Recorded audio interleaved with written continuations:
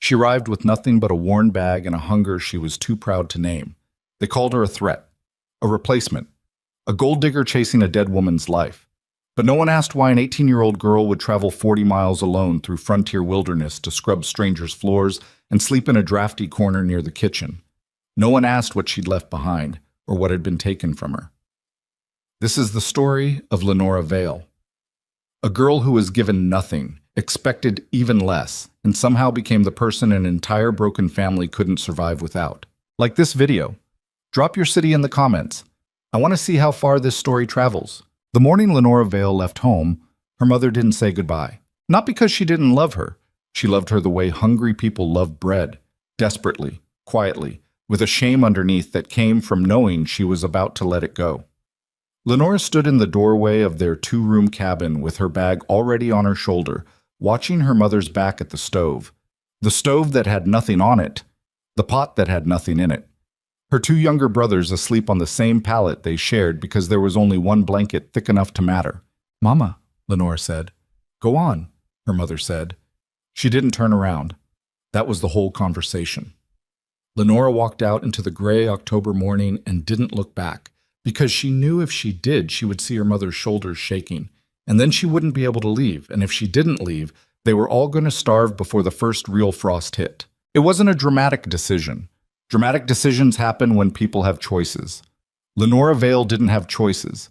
She had a name on a piece of paper, a ranch that needed a hired girl, and 41 miles of open territory between her and a man named Gideon Blackthorne, who had apparently agreed, through a letter exchange she hadn't even been part of, to take her on. Her neighbor, Mrs. Aldrich, had arranged it. Mrs. Aldrich knew a woman who attended the same church as someone in Harrow County, and that someone had mentioned that the widowed Blackthorne rancher was struggling to keep the household together with 3 children and 1,000 acres and no woman's hand anywhere near the place. It wasn't charity, Mrs. Aldrich had been careful to say. It was employment, room and board, modest wages, honest work. Nothing owed, nothing assumed. Lenora had said yes before Mrs. Aldrich finished the sentence. The wagon that carried her most of the way belonged to a feed merchant named Crowell, who didn't talk much and smelled like sawdust and tobacco. He dropped her at the crossroads outside Harrow with a nod and a, "You'll see the ridge from here. Follow the fence line." And then he was gone, and Lenora stood alone with her bag and the wind pushing at her from all directions. She followed the fence line. It took her an hour and a half on foot, and by the time she saw the ranch, she'd sweated through the back of her dress despite the cold. The main house was bigger than she expected. 2 full stories of weathered timber, a wraparound porch, a stone chimney that had been repaired at least twice. There was a barn, a smokehouse, a chicken coop that had seen better years. The whole property had the look of a place that had once been tended with real pride and now was just being maintained, kept alive, not loved. She stood at the gate for a moment. A curtain moved in one of the upstairs windows. A child's face appeared, stared down at her, and vanished. Lenora squared her shoulders, walked up the path, and knocked on the door. Gideon Blackthorne opened it. She wasn't sure what she'd expected. The letter had said he was a widower with 3 children, had been running Blackthorne Ranch for 11 years. She'd imagined someone older, maybe softer. Instead, she got a man who looked like he'd been carved out of the same wood as the house. Somewhere around 35, broad through the shoulders, dark hair that needed cutting, jaw that needed shaving. He had eyes the color of creek water in November, not quite gray, not quite green, and about as warm as either. He looked at her. Then he looked behind her, as though expecting someone else. "You're the hired girl," he said. "Lenora Vale." She offered her hand. He shook it, briefly, like he wasn't sure the gesture applied here, and stepped back to let her in. "You're younger than I thought. Mrs. Aldrich's letter mentioned my age." "She said 18. I thought she meant—" He stopped. "Never mind." "You thought she exaggerated down." He looked at her again, more carefully this time. "Something like that." The entryway of the house was clean. That was the first thing she noticed. It was cold and it was quiet, and it had that particular stillness of a place that is cleaned out of habit rather than out of any joy in the cleanliness. But it wasn't dirty. She'd half expected chaos, 3 motherless children and a working rancher. She'd braced herself. But the boots were lined up by the door, the coats were on the hooks. There was a rag rug on the floor that someone shook out regularly. The house didn't need saving from disorder. It needed saving from something quieter than that. "The children are upstairs," Gideon said. He moved toward a narrow hallway. "I'll show you the kitchen, the house rules, where you'll sleep. Then I'll introduce you." "All right," he paused. "You eat before you came?" "I'm fine." "That's not what I asked." She met his eyes. "No." He nodded, like she'd confirmed something he'd already figured out, and led her to the kitchen. The kitchen was the best room in the house. That was immediately apparent. The rest of the house had the careful, brittle quality of a place where people were afraid to take up too much space. But the kitchen was large and warm, and there were herbs hanging from the ceiling beams, and a big pine table with 8 years' worth of scratches in it. Someone had loved this room once.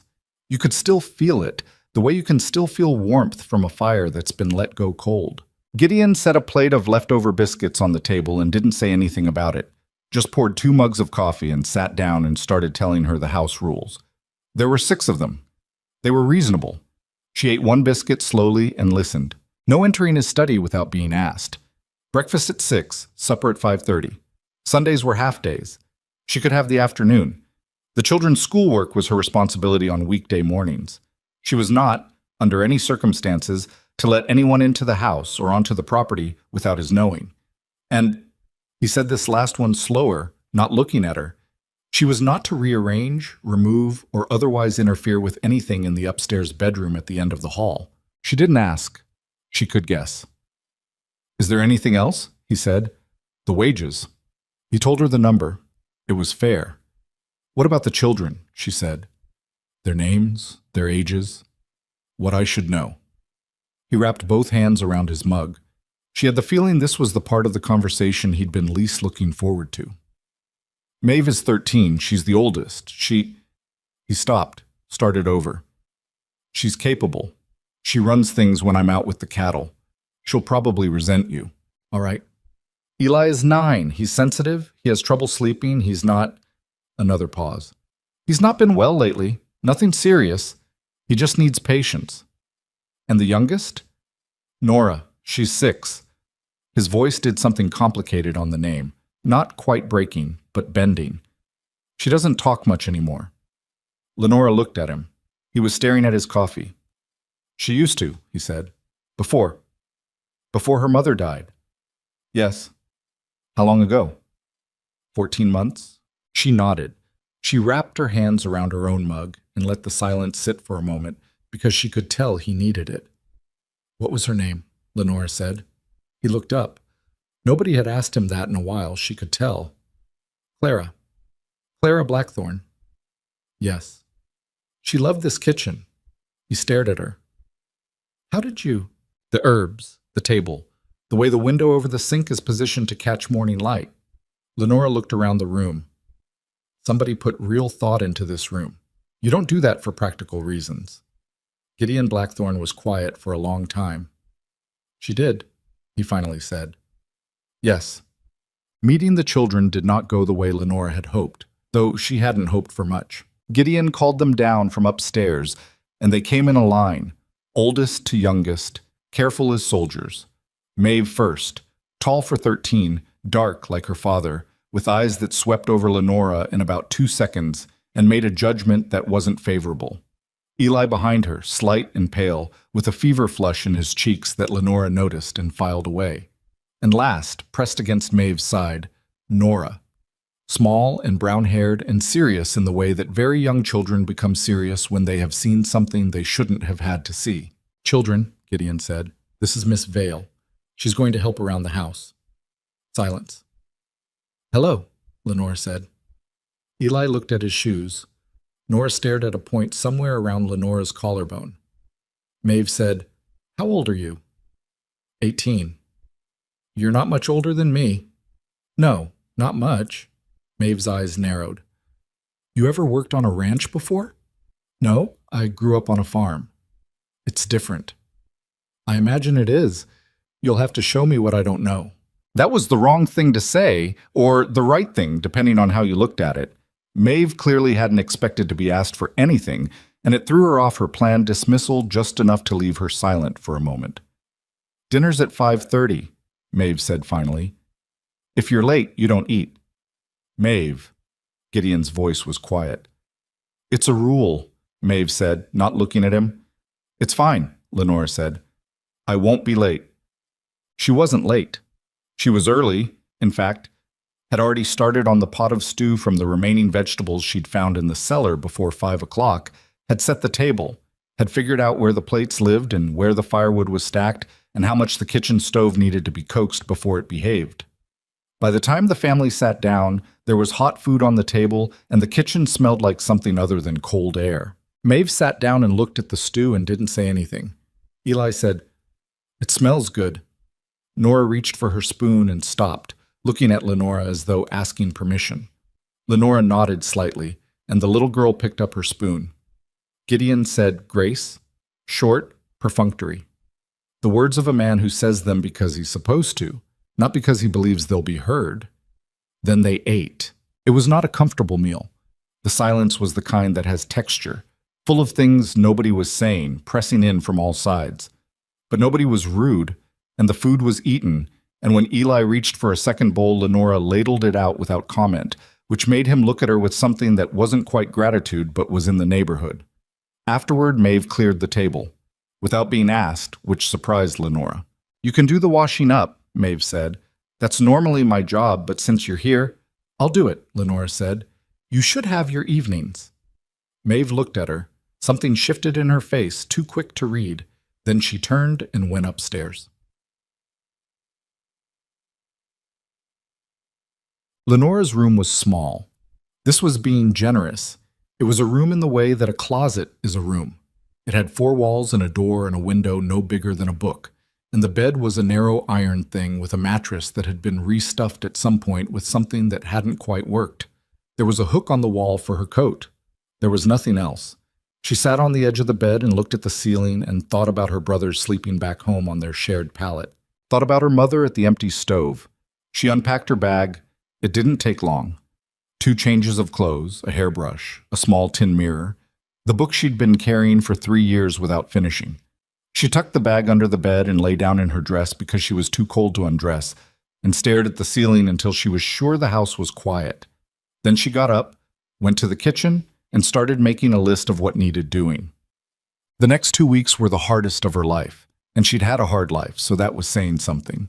The ranch work was brutal in a way that was different from farm work. Wider, rawer, more constant. There was always something that needed doing, always something that had been put off too long, always a corner of the property that was fighting back against the human attempt to keep it ordered. Lenora threw herself at it the way she'd thrown herself at everything since she was old enough to lift something, without complaint, without asking for credit, with the quiet understanding that the work was the work and it needed doing, and she was the one there to do it. She was up before the household every morning. She had the coffee made and the fire going before Gideon came downstairs, and she could see it registered, that small flicker of surprise each morning when he walked into a kitchen that was already warm. He didn't thank her for it. She didn't expect him to. She learned Eli's fever was not recent. He'd been running low-grade temperatures on and off for months. Something Gideon mentioned almost accidentally one evening. The way people mention things they've been carrying alone for too long. "Has he seen a doctor?" she said. "Dr. Henley comes through from Clearfield about once a month." "When's he due?" 3 weeks, maybe." "That's a long time." Gideon's jaw tightened. "I know that." She didn't push, but she started making Eli drink more broth with his meals, and she got the kitchen warmer in the mornings before the boy came down, and she took note of which days he seemed worse and which seemed better. She learned that Nora would sometimes appear at the kitchen door in the middle of the night, standing there in her nightgown, not crying, not calling for anyone, just standing. The first time it happened, Lenora almost walked into her coming back from the outhouse at 2 in the morning. She had a half-second of pure fright and then looked down at the little girl standing in the cold. "Can't sleep?" Lenora said, very quietly. Nora shook her head. "Come on then." She'd brought the child into the kitchen and put the kettle on for warm milk and sat with her at the table in the dark, not talking, not demanding anything, just present. Nora drank her milk and then allowed herself to be led back upstairs. And when Lenora tucked the blanket around her, the little girl grabbed her wrist with both hands and held it for about 30 seconds. Then she let go, turned over, and went to sleep. It happened 4 more times over the following weeks. It became a quiet routine. The middle of the night kitchen, the warm milk, the silence between them that was starting to feel less like silence and more like a kind of conversation. Maeve remained hostile. Not openly.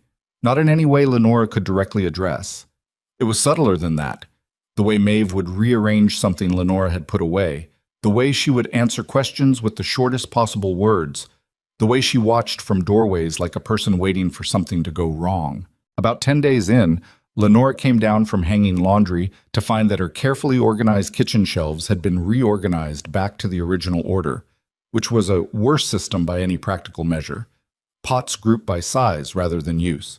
Spices alphabetical, but separated from the cooking side of the kitchen by 6 feet of counter. She stood in the kitchen for a moment, looking at the shelves. Then she put them back the way she had them. 20 minutes later, Maeve appeared in the kitchen doorway. "I moved those back," Maeve said. "I noticed." Lenora didn't look up from the dough she was working. "That's where they've always been." "I know." Lenora pressed the heels of her hands into the dough. "The way I have it makes more sense for cooking, though. You keep the things you reach for most where you can reach them fastest. This is my mother's kitchen." Lenora stopped. She turned around and looked at Maeve directly. The girl's chin was up, jaw set, eyes bright with something that had nothing to do with kitchen shelves. "Yes," Lenora said. "It is." Silence. "I'm not trying to change that," Lenora said.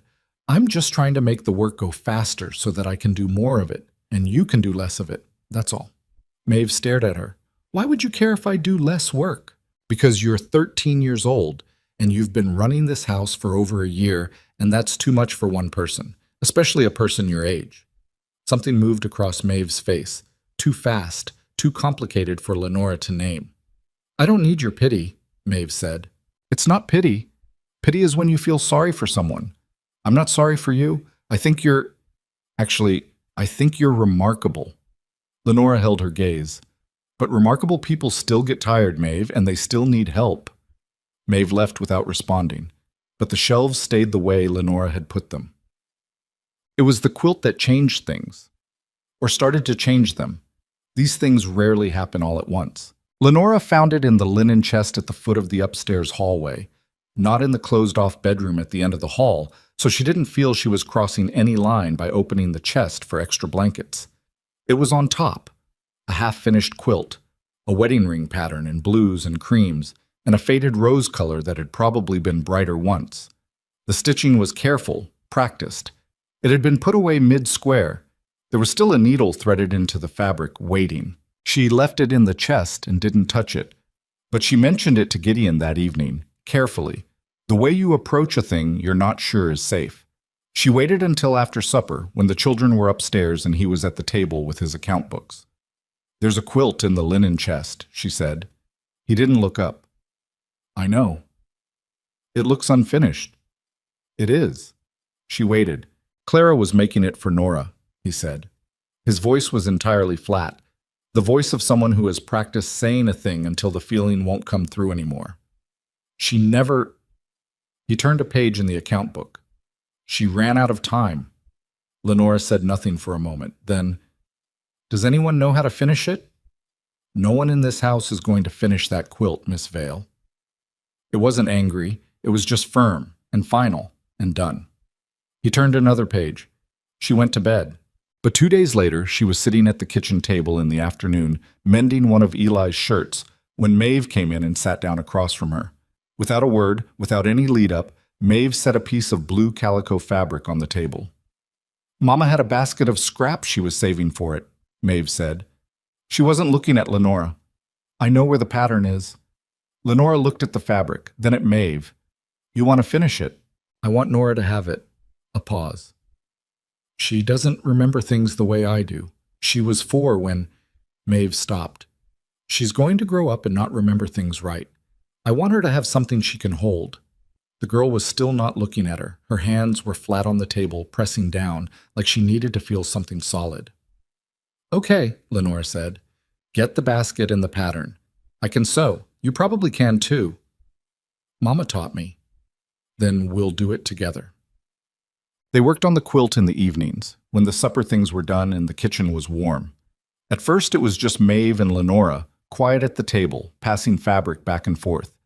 Then one night Eli wandered in and watched for a while and eventually sat down and asked if he could do something, and Lenora showed him how to sort the squares by color, which wasn't sewing but made him feel useful, which was the point. Nora came in last, on the fourth night. She stood in the doorway for a long time. "That's Mama's quilt," she said, the first full sentence Lenora had heard from her. "Yes," Maeve said. "We're finishing it. For you." Nora walked to the table slowly, as though the quilt might disappear if she moved too fast. She reached out and touched one of the cream-colored squares, ran her finger along Clara's stitching. The old part, the part that had been done before. "Is that okay?" Lenora said. "Finishing it?" Nora looked at her, 6 years old, with her mother's brown hair and her father's watchful gray-green eyes. "Yes," she said, very seriously. "Mama would have wanted it done, but—" Gideon found out about the quilt on the 6th night. He came in from the barn late, later than usual, and stopped in the kitchen doorway at the sight of all 3 of his children around the table, bent over fabric and thread, talking to each other in low voices while Lenora pressed seams flat with the back of a spoon. He stood there long enough that Lenora noticed. She looked up. He was watching Maeve thread a needle, watching the careful way Eli held a stack of squares so they wouldn't slip, watching Nora trace her mother's old stitching with one small finger. His face was doing something she hadn't seen it do yet. She looked back down at her work to give him the privacy of it. After a moment, he walked in and hung his hat on the hook and poured himself coffee and sat down at the far end of the table. He didn't say anything. He just sat there with his coffee and his account book and let his children fill the kitchen with the quiet sounds of something being put back together, one piece at a time. Harrow County had opinions about Lenora Vale. She knew this before she'd been there a week. She knew it from the way the feed store man looked at her when she rode in with Gideon for supplies. That appraising, skeptical look that ran from her face to her shoes and back with a particular kind of arithmetic. She knew it from the woman at the dry goods counter who smiled with her mouth only and asked with exaggerated sweetness where she'd come from and what her family's situation was. She knew it from the group of women outside the church on the single Sunday she attended with the family, their conversation stopping as she approached, their eyes doing their own version of that arithmetic. She didn't know, until the 4th week, about Vera Stanton. Vera Stanton was Clara Blackthorne's older sister. She was a compact, fair-haired woman in her late 30s who had lived in Harrow County her entire life, was married to the man who owned the town's only mill, and possessed the particular social power that comes from being both well-liked and righteous. She had, by all accounts, adored her younger sister and been devastated by Clara's death. She had also, since that death, made it something of a personal mission to look after Clara's children, not in the sense of taking them in, which would have required actual daily sacrifice, but in the sense of watching, monitoring, reporting concerns. The first time Vera Stanton came to Blackthorne Ranch, Lenora was in the yard with Nora. They were doing nothing improper. Lenora was hanging laundry and Nora had attached herself to the process, carrying each clothespin as a formal delivery, one at a time, with great seriousness. It was possibly the most peaceful moment of Lenora's month. The buggy came up the fence line and stopped, and Vera Stanton stepped down in her good visiting dress and looked at the scene with an expression that was not peaceful at all. "You must be the hired girl," she said. Lenora wiped her hands on her apron. "Lenora Vale, you're Mrs. Stanton." Vera's eyes went to Nora, who had pressed herself against Lenora's skirt and was peering around it. A complicated thing moved across Vera's face. "Nora, sweetheart," Vera said, bending slightly. "Come give your aunt a hug." Nora didn't move. Vera's expression tightened. She straightened up and looked at Lenora as though that was Lenora's fault. "Is Gideon in the house?" "He's in the north pasture. I can send one of the ranch hands to—" "It's all right," Vera said in a tone that made clear it wasn't. "Tell him I stopped by." She looked one more time at Nora, still pressed against Lenora's side. "I'll be back." She climbed back into the buggy and drove off, and Lenora stood in the yard watching her go and understanding, with a very clear and quiet clarity, that her situation had just become more complicated. "She doesn't like me," Lenora said to Gideon that evening. He was at the kitchen table again. He seemed to live at that table in the evenings, between the account books and the quiet. She'd started to understand it wasn't the books that kept him there. It was the kitchen, the warmth of it. "She doesn't know you," he said. "She came to a conclusion anyway." He looked up. "That's Vera. She loves those children. She just—" He rubbed the back of his neck. "She's been watching out for them since Clara died. She's not—" He seemed to struggle with the next word and settle on, "She's protective. She thinks I'm a threat." He was quiet. "Do you?" Lenora said. He met her eyes. It was a direct question, and she'd asked it directly, and something about that seemed to catch him off guard, because he took a moment before he answered. "No," he said. "I think you're doing a job that needed doing, and doing it well." It wasn't warm. It wasn't reassuring in any particular way. But it was honest, and she'd learned in 4 weeks that Gideon Blackthorne's honesty was the thing she could count on most reliably, so she took it for what it was worth. "Thank you," she said. "Go to bed, Miss Vale. It's late." But the rumors had started. She couldn't see them, but she could feel them the way you can feel weather coming. A change in pressure, a particular quality to the air. The way Gideon came home from town one evening slightly too quiet. The way the miller's boy delivered a small package and refused to look at her. The way Mrs. Aldrich's monthly letter arrived with an added paragraph at the bottom, careful and apologetic in its phrasing, mentioning that she'd heard some chatter and hoped Lenora was conducting herself with proper decorum, as though she'd had a single moment since arriving that wasn't consumed entirely by scrubbing, cooking, mending, shoveling, carrying, and quietly making sure 3 grieving children had hot food and someone to notice when they were cold. She wrote back to Mrs. Aldrich, "I am well. The family is well. I hope you and yours are the same." She didn't address the chatter. What was there to say? The people who wanted to see something improper would see it regardless. The people who decided she was after something would find proof of it in her ordinariness the same way they'd find it in anything else.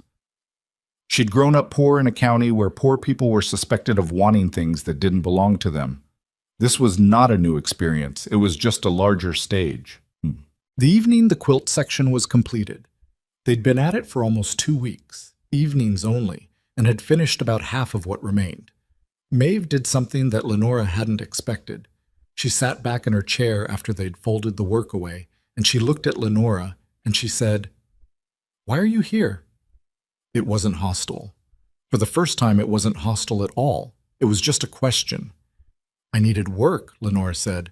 "My family needed me to find it." "Your family? Brothers? Sisters?" "2 brothers, younger." "Your father?" Lenora was quiet for a moment. "Gone." "Dead?" "Gone," she said again. Maeve seemed to understand that was all there was to that answer. "So you came here?" "Yes." Maeve traced a seam in the quilt fabric with her fingertip. "Do you miss home?" Lenora thought about her mother's back at the empty stove, thought about the pallet her brothers shared. "I miss my brothers," she said. "I don't miss being hungry." Maeve looked up at her. "Were you really hungry?" "Yes." "We're not rich," Maeve said with 13-year-old frankness. "My papa works very hard, but this ranch barely—" She stopped, as though realizing she was saying something she maybe shouldn't. "I know." Lenora kept her voice level. "This isn't about rich. This is about having enough. And your family has enough. Mine didn't." Maeve was quiet for a long moment. "Eli likes you," she said finally. The way she said it was not a compliment so much as a report, a fact she was filing somewhat against her will. "I like him," Lenora said. "Nora, too. She told me last night." Another pause. "She hasn't talked much and she's been very quiet since Mama, but she talks about you." Lenora didn't say anything. "I'm not saying—" Maeve pressed her lips together. "I'm not saying I've decided anything about you. I'm just saying that." "I understand," Lenora said. She did. The nights were getting colder. November was pressing in from the north, the sky darkening earlier, the wind off the ridge picking up a bite that promised worse things to come. Gideon had said the word blizzard once, in passing, talking to one of his ranch hands about the state of the wood supply, The need to get the livestock squared away in the barns before the first real storm hit. He'd said it the way people say words for things they know are coming, matter of fact, almost bored, the way people get bored with things that scare them. Lenora had grown up in a place that had hard winters, but the particular quality of winter in this part of the country was something she was still learning, something vast about it, something that made the house feel small. She made sure every spare blanket in the house was clean. She made sure the wood box was always topped. She started making bigger pots of soup, things that could reheat, because she had a sense, maybe wrong, maybe not, that having food already made was going to matter before too long. Eli's fever woke her the night of November 7th. She didn't hear him. The walls were too thick for that. But she woke at 3 in the morning with the sharp, inexplicable certainty that something was wrong, and she lay still for about 30 seconds arguing with herself, and then she got up. She found him at the top of the stairs, sitting on the top step in his nightshirt, shivering so hard his teeth were clicking together. Eli. She knelt down next to him, put her hand to his forehead. He was burning. "How long have you felt this way?" she said, keeping her voice level. "Since," he swallowed, "since before supper. I didn't want to say anything." "Why not?" He looked at her with 9-year-old logic. "Because Papa worries." She got him back to bed, got every spare blanket in the house onto him, and went to get Gideon. She stood outside his bedroom door in the dark hallway and knocked, firmly, 3 times. He opened it faster than she expected. He might not have been sleeping either. "It's Eli," she said. "His fever is high. It's not like the other times." She could see him process that in real time. The sleep leaving his face, replaced by something harder and more awake. "How high?" "I don't know exactly. High enough that I woke you." He was already reaching for his boots. Outside, the wind had picked up from the north. Eli's fever broke on the 3rd day. Not cleanly. There was nothing clean about it. It came down the way a bad fever does, in stages, with setbacks between each one that made every small improvement feel like it might be the last. He'd sweat through his sheets, and Lenora would change them. He'd sleep 2 hours, and then wake shaking, and she'd be there. Gideon sat with him through most of the first night, and Lenora took the second, and by the 3rd morning, when Eli opened his eyes and asked in a hoarse, bewildered voice whether he'd missed breakfast, Gideon let out a breath that sounded like it had been held for 72 hours. "You missed several," Lenora said from the doorway. "I'll make you something now." "Can I have eggs?" Eli said. "You can have whatever you want." She went downstairs and made him eggs and toast and warm broth on the side, and when she brought it up, he ate most of it, which she took as the best possible sign. Gideon was still in the chair next to the bed, still in the same clothes he'd been wearing since the fever started, with the particular hollowed-out look of a man who has been frightened for a long time and is only just beginning to believe the frightening thing is over. "You should sleep," Lenora said, taking the tray. "I'm fine." "You're not fine. You look like something the barn cat dragged in." He looked at her, and for the first time in 3 days, something almost like a real expression crossed his face. Not quite a smile.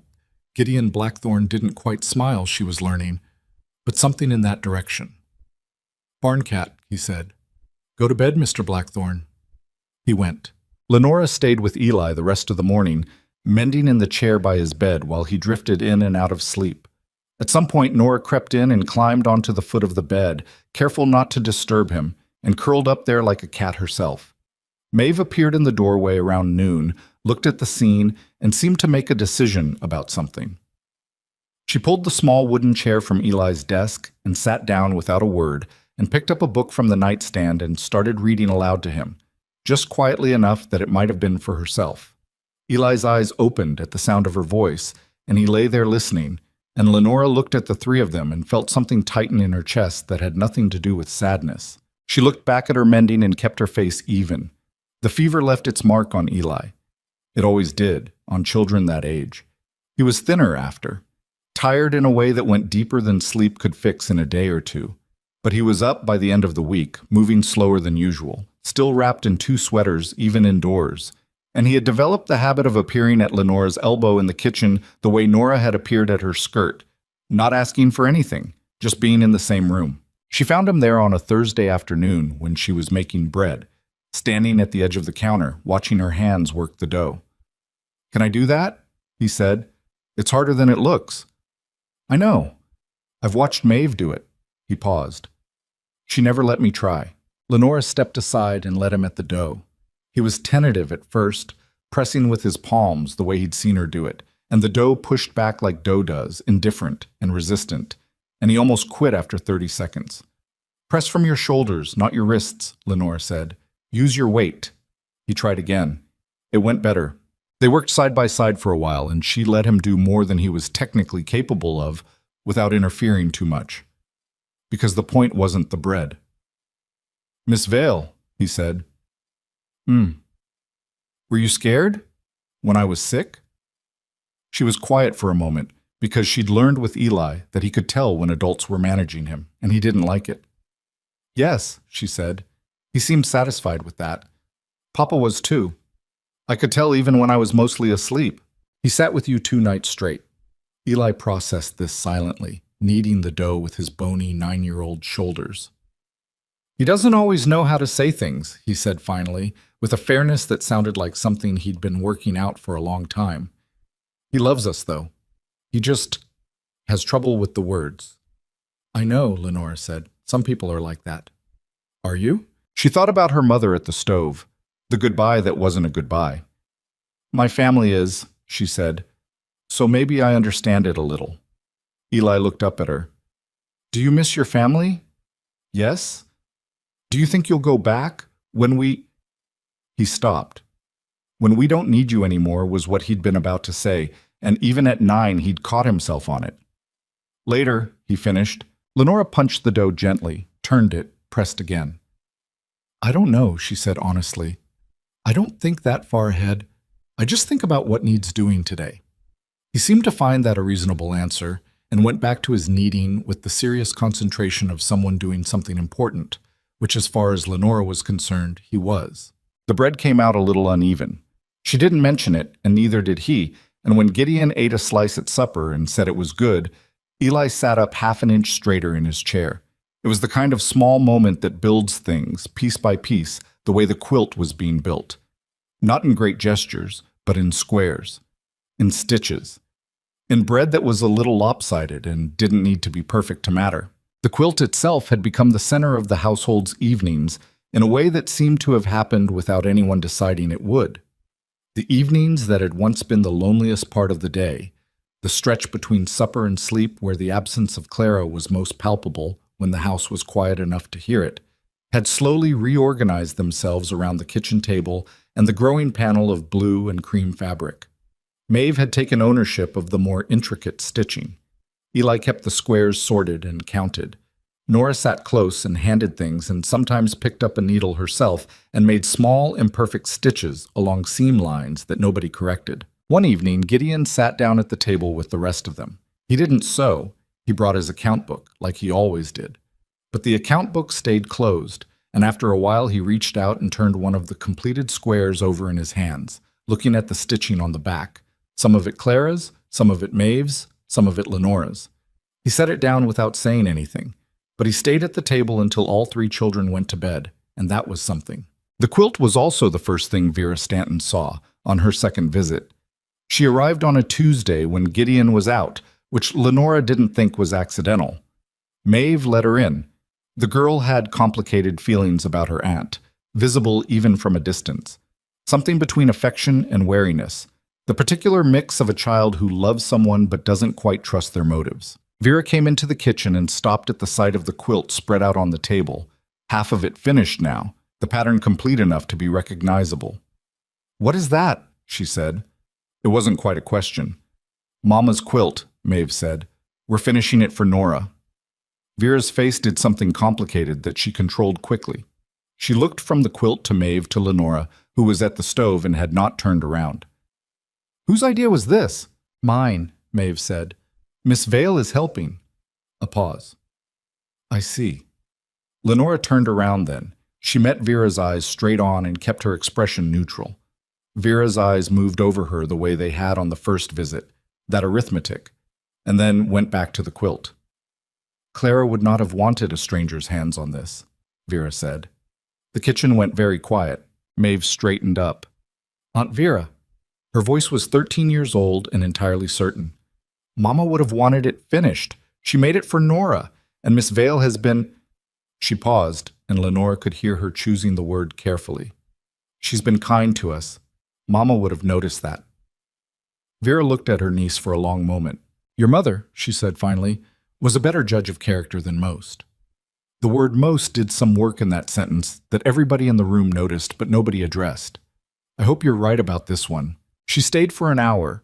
She drank tea and talked to Maeve about her schoolwork and held Nora on her lap and smoothed her hair.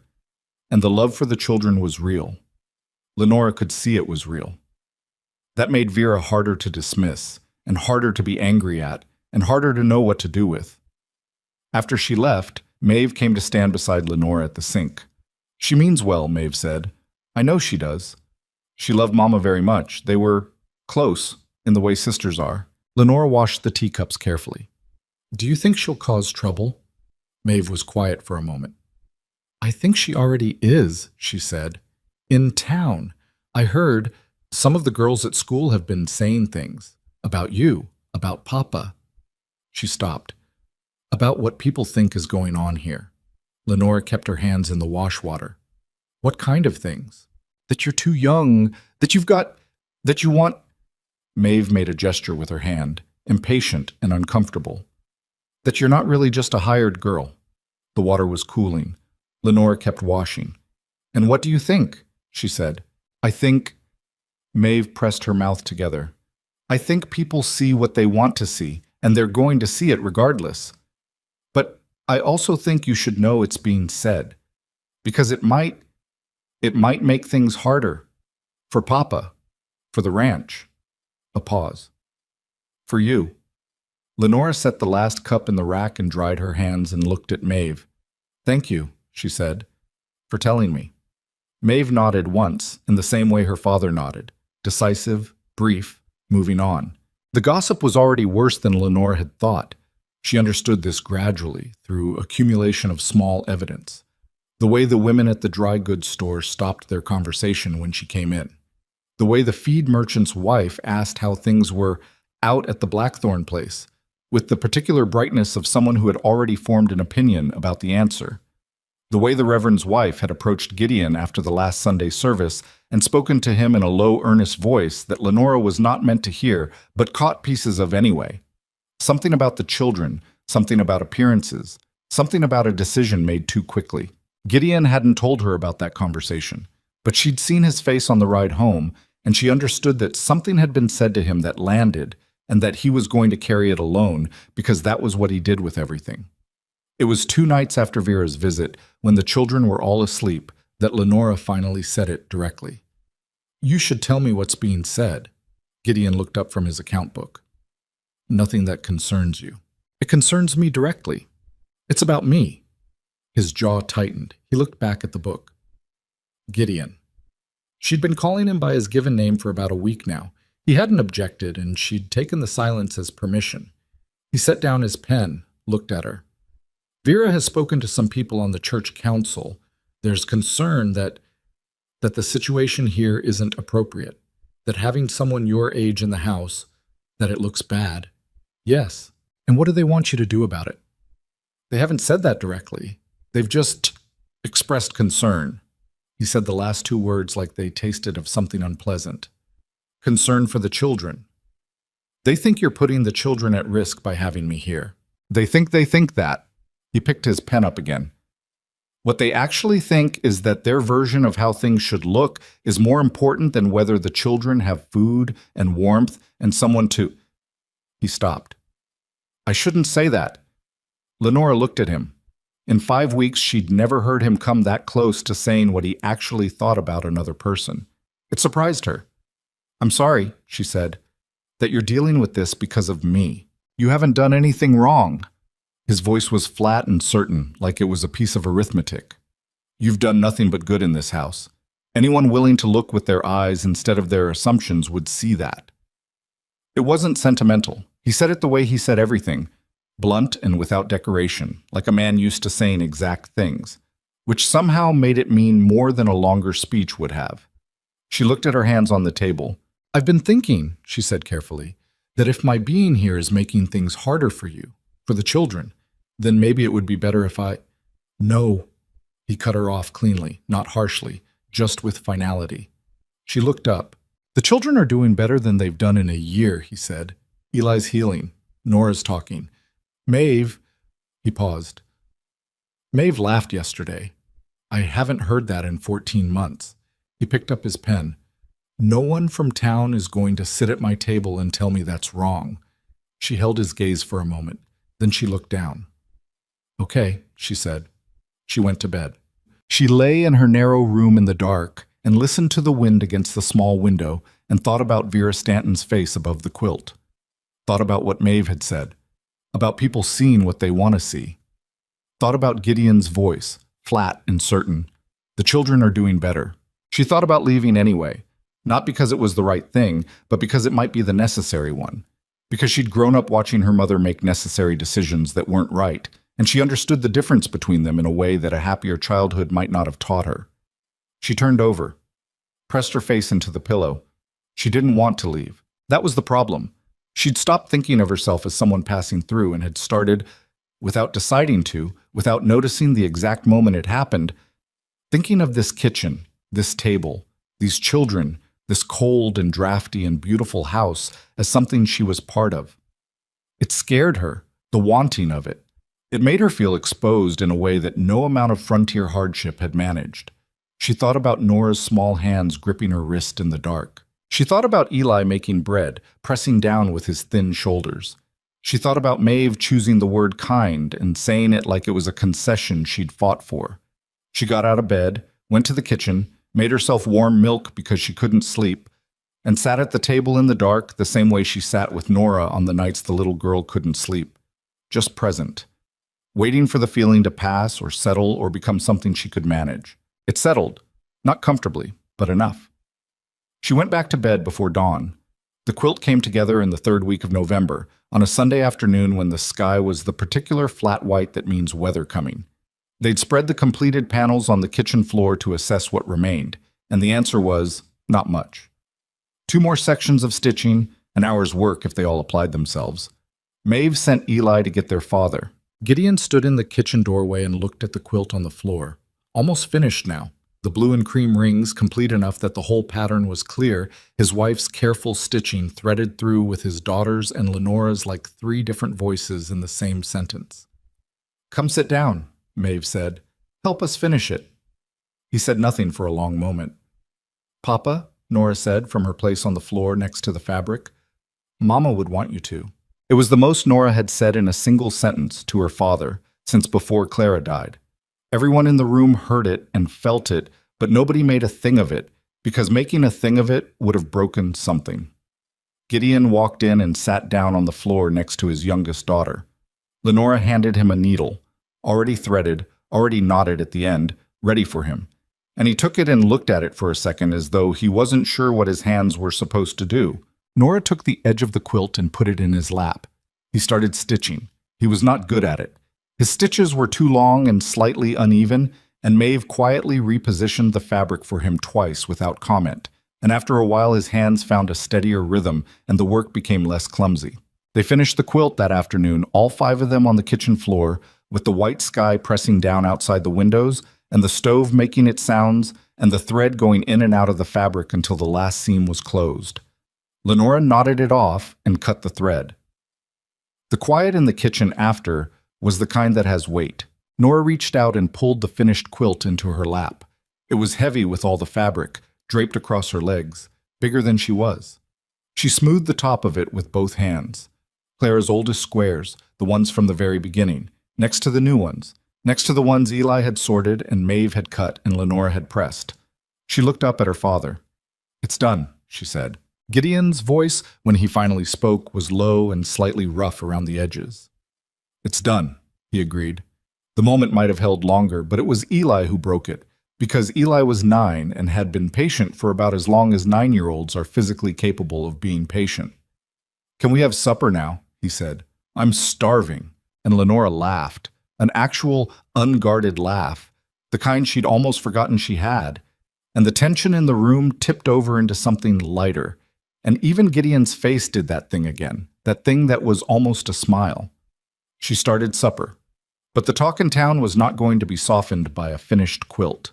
She heard about the meeting at the church hall from Maeve, who heard it from a girl at school, who heard it from her mother. A gathering of several prominent families, the Stantons among them, naturally, had convened to discuss, formally, their concern about the welfare of the Blackthorn children. The phrase concern petition had been used. The possibility of involving the county's family authority, a man named Dewhurst who processed orphan cases and custody disputes from the Clearfield office, had been raised.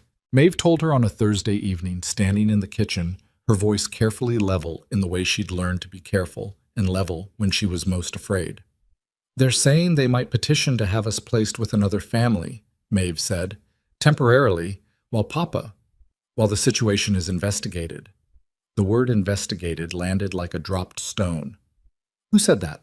Lenore asked. "Mrs. Harmon. She told her daughter, who told—" Maeve made a gesture. "It's in town now. Everybody knows." "Does your father know?" Maeve looked at her. "He came home tonight and went straight to the barn. He hasn't come in for supper yet." Lenora wiped her hands on her apron. She looked at the pot on the stove, supper ready, table set, 3 children waiting, and 1 man in a barn she hadn't gone to check on. She went out to the barn. He was there with one of the horses, doing something to its rear shoe that might or might not have needed doing. His back was to the door. "I heard," Lenora said. "Go inside, Miss Vale." "In a minute." She stepped into the barn and closed the door against the cold. "They're not going to take your children." He kept working on the shoe.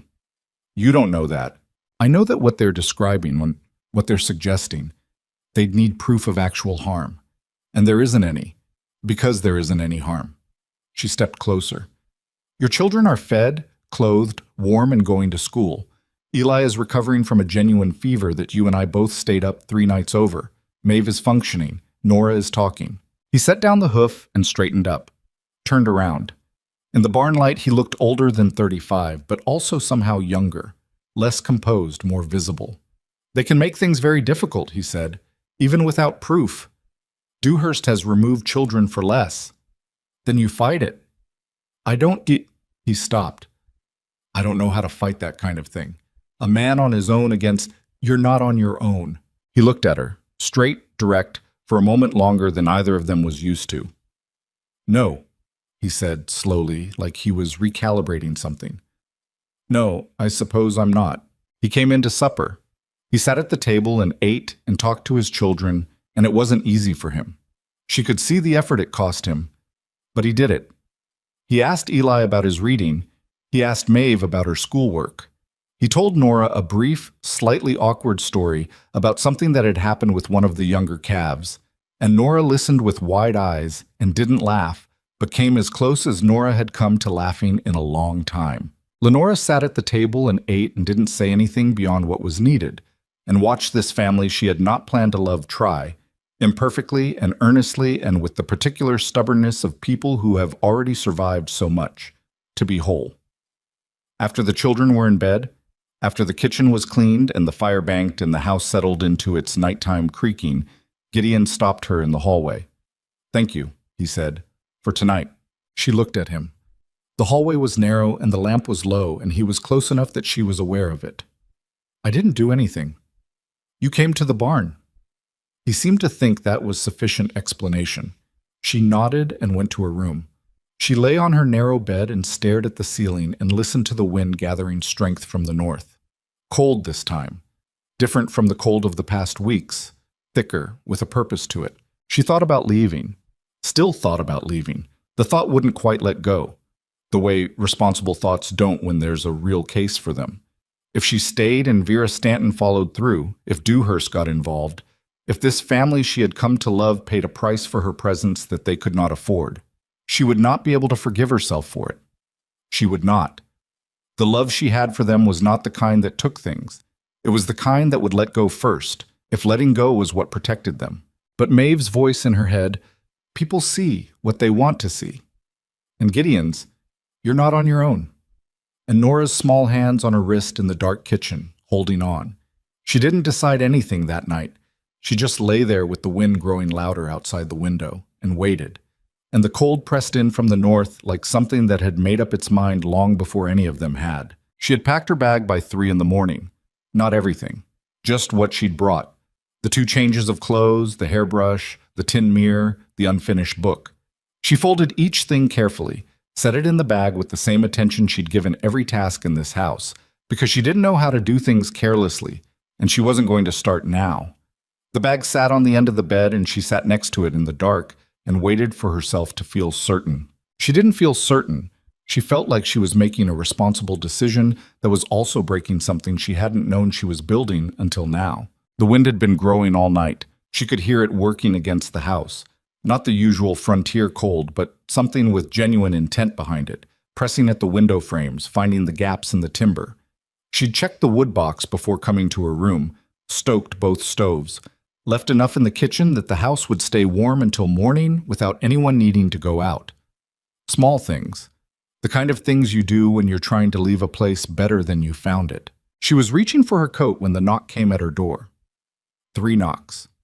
Small knuckles. She opened it.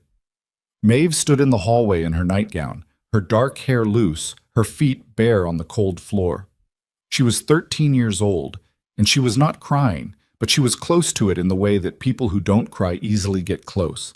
Everything pulled tight, jaw set, eyes too bright. She looked at the bag on the bed.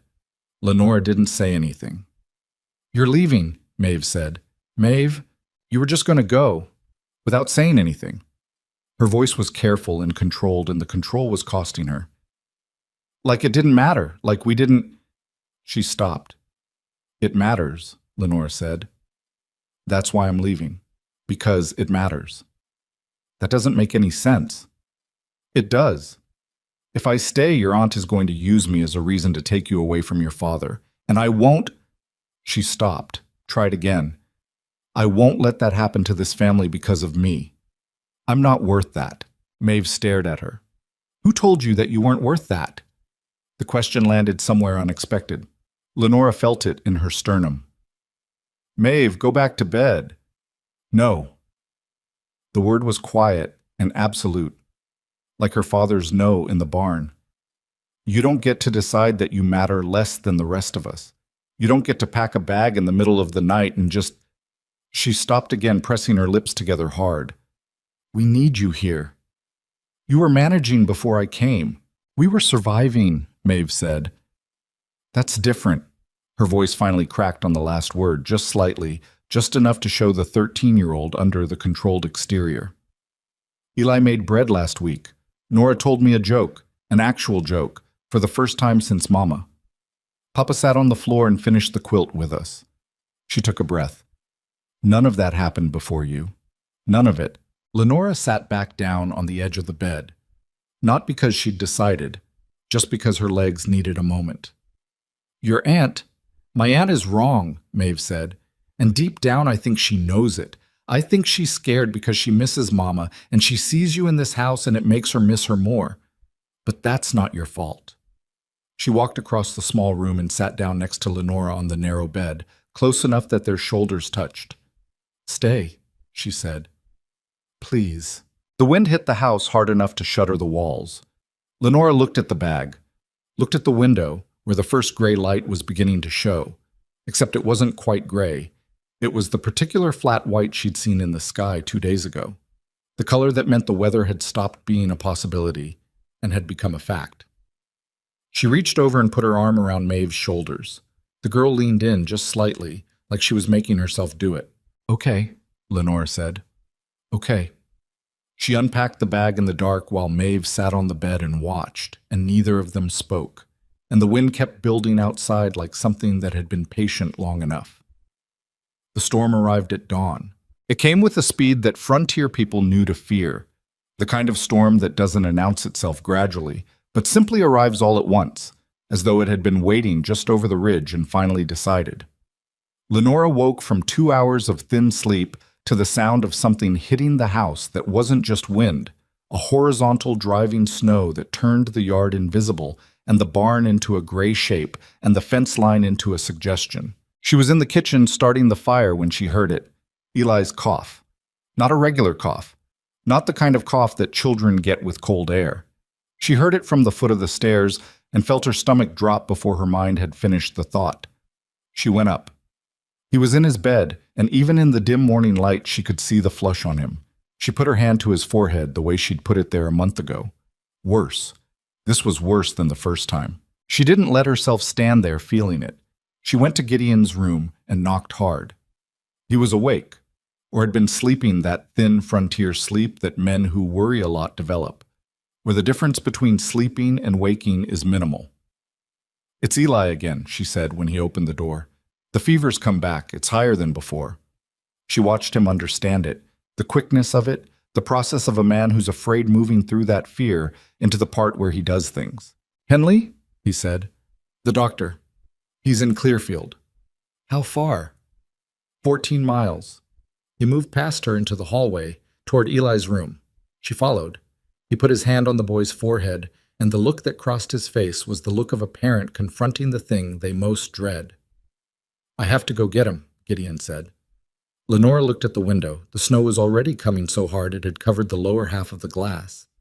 "In this? There's no other way." She wanted to argue. She could see several good reasons to argue. The storm, the 14 miles, the frozen ground, the visibility that was already near nothing. But she looked at Eli's face on the pillow, the flush and the shallowed breath, and she understood that Gideon had already made the calculation and it had only one answer. "All right," she said, Go. I'll stay with him." He looked at her. A look she was starting to understand, the one he used when he wanted to say something he didn't have the words for yet. "I know," she said. "Go." She heard him downstairs getting his coat, his boots, his rifle for the ride. Heard him go out into the storm and felt the house shudder when the door closed behind him. Heard the barn doors, then nothing. Just the wind and the snow and the enormity of what was happening outside. She turned to the boy on the bed. "I'm right here," she said. "I'm not going anywhere." Eli's eyes opened slightly. He looked at her with the bleary, half-present look of someone in fever, and he said, "I know," and closed them again. She stayed. She sent Maeve for more blankets and had her bring the tin basin and set Nora to keeping the wood stove loaded in the hall, because the hall was where the cold came through worst, and Eli's room shared a wall with it. Maeve moved quickly and without argument, and Lenora had one clear thought in the middle of everything. This is what this girl would have become regardless. Capable, steady, responsible under pressure. And all she'd ever needed was someone to take some of the weight so she didn't get crushed by it. The fever climbed through the morning.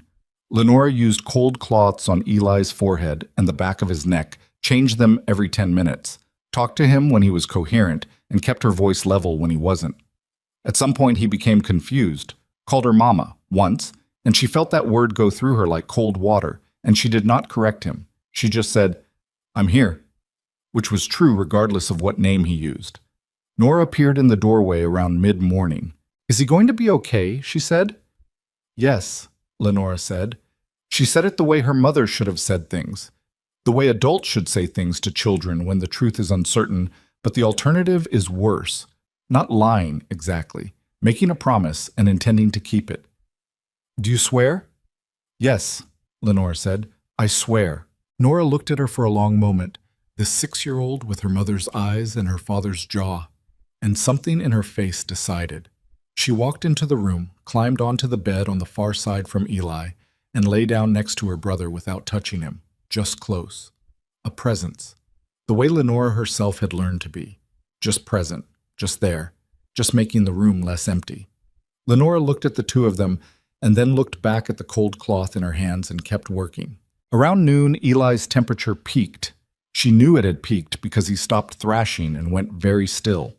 And the particular quality of his stillness was the kind that scares you badly until you realize it's the body conserving itself, not giving up. She'd seen a younger brother through something like this once, years ago, and she held on to that knowledge like a rope. She kept the cloths cold. She kept talking. When Nora fell asleep beside her brother, Lenora pulled the finished quilt up over both of them, the only extra blanket in the room that was heavy enough to matter. Clara's quilt. Nora's quilt. The one they had all sat on the kitchen floor and finished together on a Sunday afternoon when the sky was white and Gideon had sat with his children for the first time in 14 months and let himself be part of something. Lenora tucked it around Eli's shoulders, and around Nora pressed against him, and she let herself have the thought she'd been keeping at arm's length. If this boy dies in this bed while his father is riding 14 miles through a blizzard to save him, I will not recover from that. I will not. She pressed the cloth to his forehead. "Don't you dare," she said quietly. Not to anyone in particular, just to the room, to the fever, to the storm outside. Don't you dare. Maeve brought her soup at some point in the early afternoon, set it on the bedside table without speaking, looked at her brother, at Nora, at the quilt over both of them. Her face was doing the thing it did when she was feeling something she wouldn't allow herself to show. "He looks worse," Maeve said. "He peaked about an hour ago. It should start to come down now." "Should," Lenora agreed. She didn't pretend. "Go keep the fires going, Maeve, and watch the front window.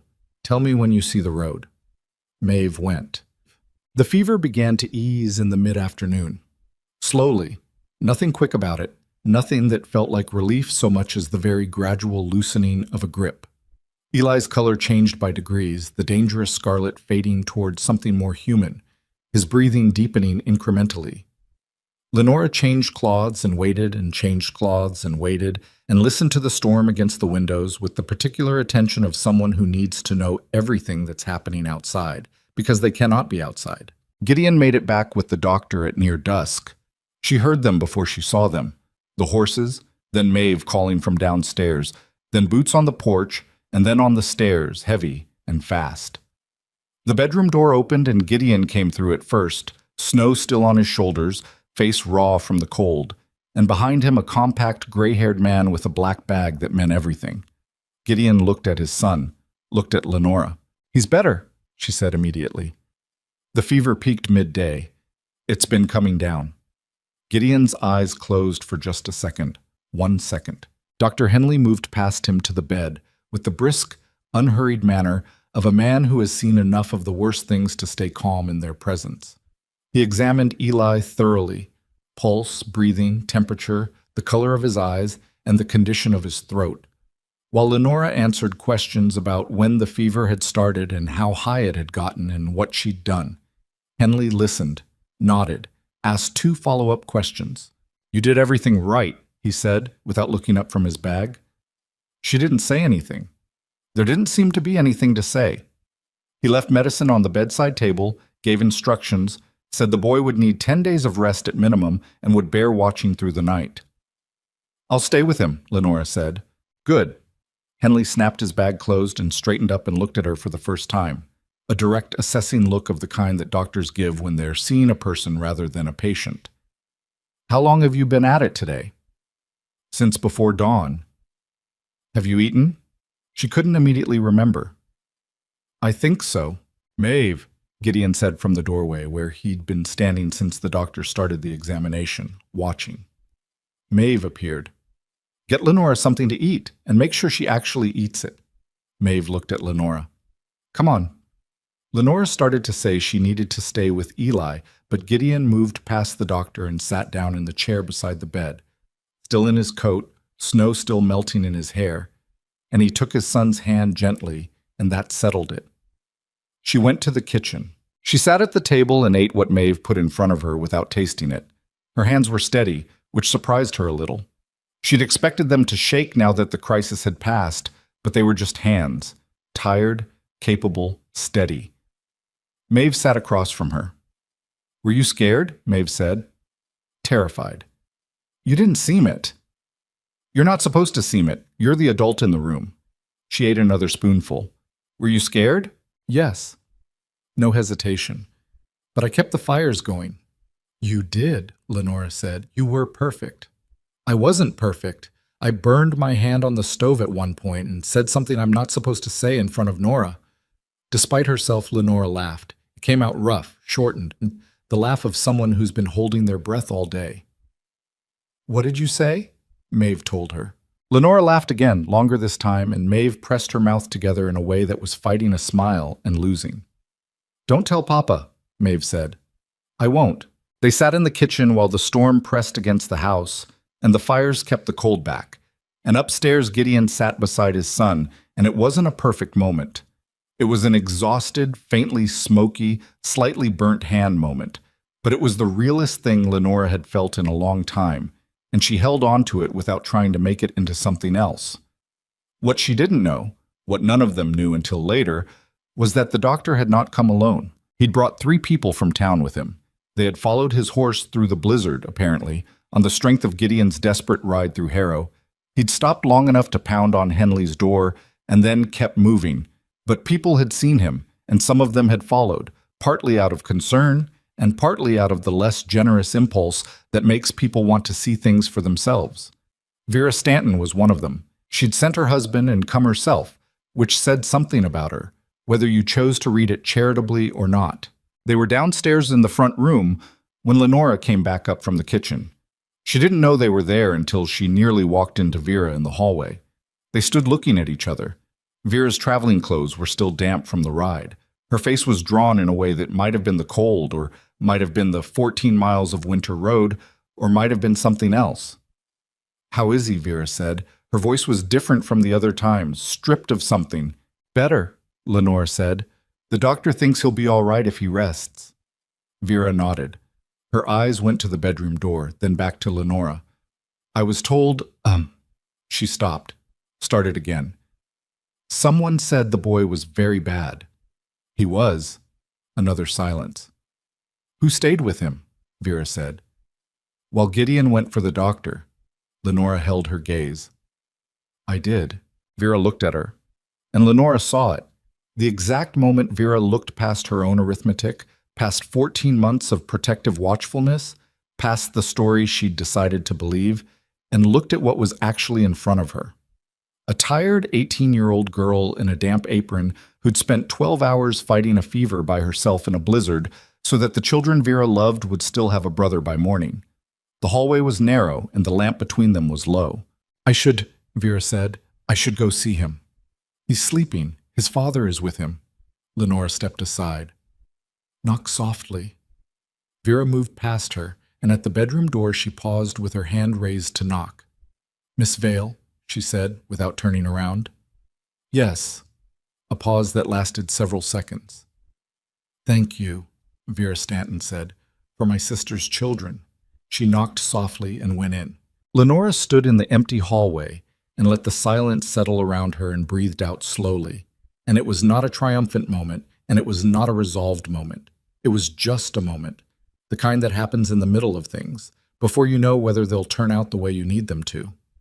She went back to the kitchen and put the kettle on, because there were people in the house, and people needed something warm, and that was something she knew how to do. The storm broke overnight, the way big storms do. Not gradually, but all at once. The wind dropping off sometime before dawn and leaving behind the particular silence of a world that has been rearranged. Lenora stood at the kitchen window in the early morning and looked out at a yard transformed. The fence posts buried to their crossbars, the barn roof smooth and white, the path to the outhouse completely gone. The sky above was the pale, washed-out blue that comes after violence, cleaner than anything normal weather produces. Eli had made it through the night. She knew this before she went upstairs to check, because she'd heard him coughing at around 4 in the morning, a regular cough, a getting better cough, the kind that meant the lungs were clearing rather than drowning. She'd gone up anyway and found Gideon still in the chair beside the bed, asleep finally, his head tilted against the wall at an angle that was going to punish his neck for days. Eli was sleeping properly, his color something close to normal, his breathing slow and even. She'd stood in the doorway and let herself feel it, the relief, the enormous physical weight of it releasing from somewhere between her shoulders. And then she'd gone back downstairs and made coffee and waited for the house to wake up. The townspeople who'd come through the storm had stayed the night. There was nothing else to be done. The roads were impassable, and the storm had made that decision for everyone. Vera Stanton and the 2 others, a man named Greer who served on the church council and his wife, had slept in the front room on whatever Lenora could pull together in the way of blankets and cushions. Dr. Henley had taken the chair in Eli's room when Gideon finally slept. It was a crowded, ungainly arrangement that nobody had chosen, the kind of situation that strips away the comfortable distance people maintain when they've decided something about someone they haven't actually spent time with. Vera came downstairs first, around 7.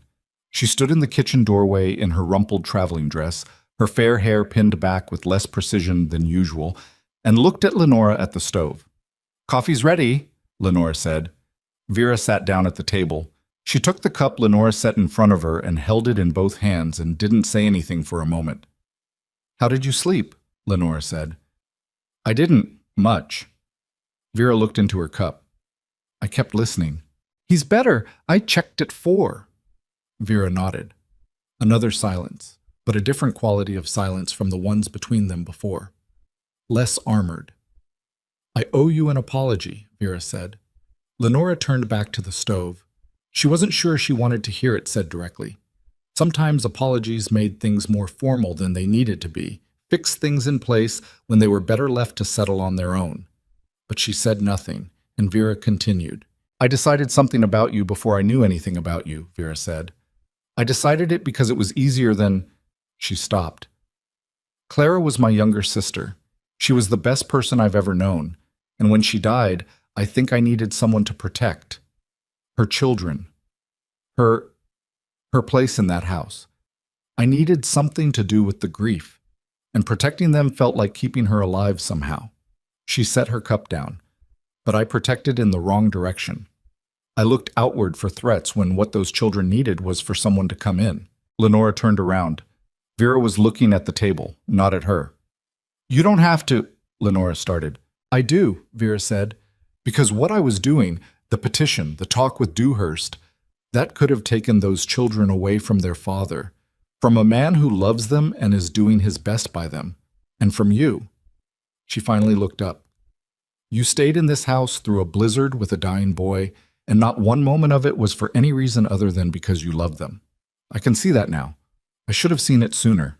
Lenora sat down across from her. The kitchen was warm and the coffee was hot, and outside the world was buried in white. And she thought of the right thing to say, and then said a different thing, because it was more honest. "I understand why you didn't," she said. "I'm 18 and I came from nowhere and I moved into a grieving man's house. That looks like something, from the outside. I understand why it looked like that." Vera's mouth pressed together. "It shouldn't have been enough." "But it was, and that's all right. People see what they have in front of them." She wrapped her hands around her cup. "What matters is what happens now." Vera looked at her for a long moment, a different kind of looking than before, clear and direct, without the arithmetic behind it. "Clara would have liked you," she said. "I mean that." Lenora didn't know what to do with that, so she just nodded and got up to make breakfast. Gideon came downstairs an hour later, moving stiffly from the night in the chair, his neck at a careful angle that confirmed her earlier suspicion. He stopped in the kitchen doorway at the sight of Vera at the table, the Greers nearby with their own cups, Lenora at the stove with a pan of cornbread coming together. He took all of it in with a single look. "Eli's better," Lenora said without turning around. "Fever's down. Henley says he can have broth this morning." She heard Gideon let out a long breath. "Gideon," Vera said.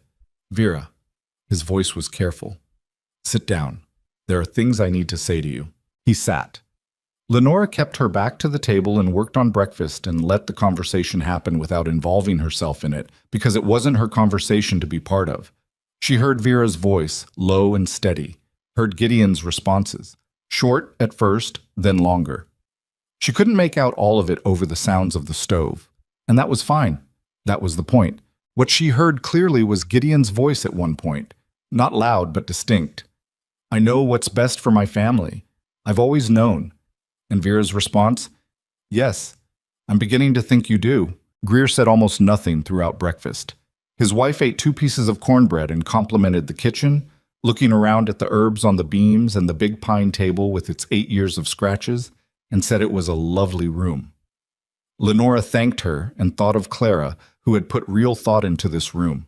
Henley left after breakfast, once the roads were passable enough for his horse. He examined Eli one final time, left written instructions, and shook Gideon's hand at the door.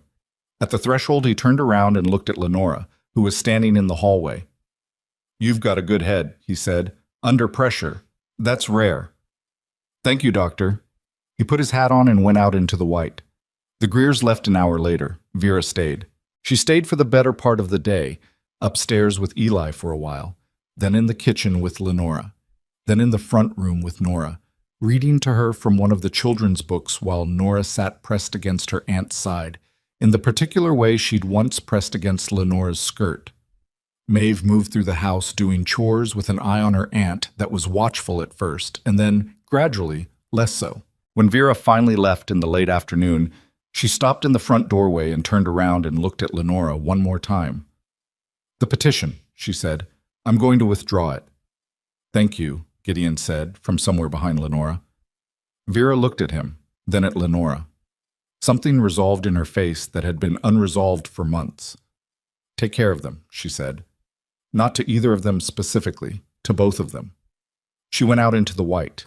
Eli recovered in increments, as children do, going from gravely still to demanding soup to complaining about being bored in the space of about 4 days. By the 6th day, he was sitting up arguing with Maeve about which of them was better at arithmetic, which Lenora took as a complete return to health.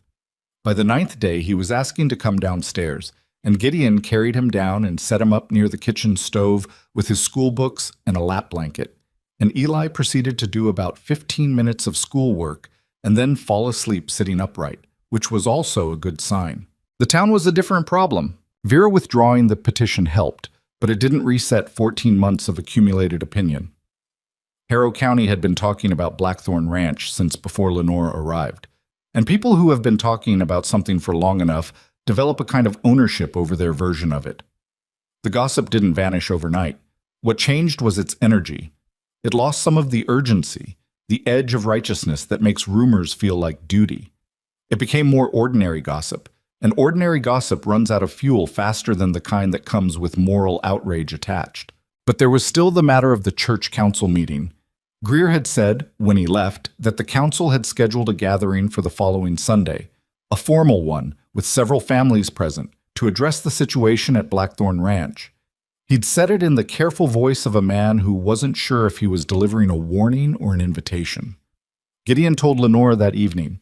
"You should go," she said immediately. "I know." He was at the table again. Account book open but untouched. "The question is whether you should." She thought about it. Her first instinct was no. Let him go. Let him handle it. Stay out of the way and let the situation settle on its own terms. She'd been doing that for 2 months, staying quiet, keeping her head down, earning her place through the work, and letting the work speak.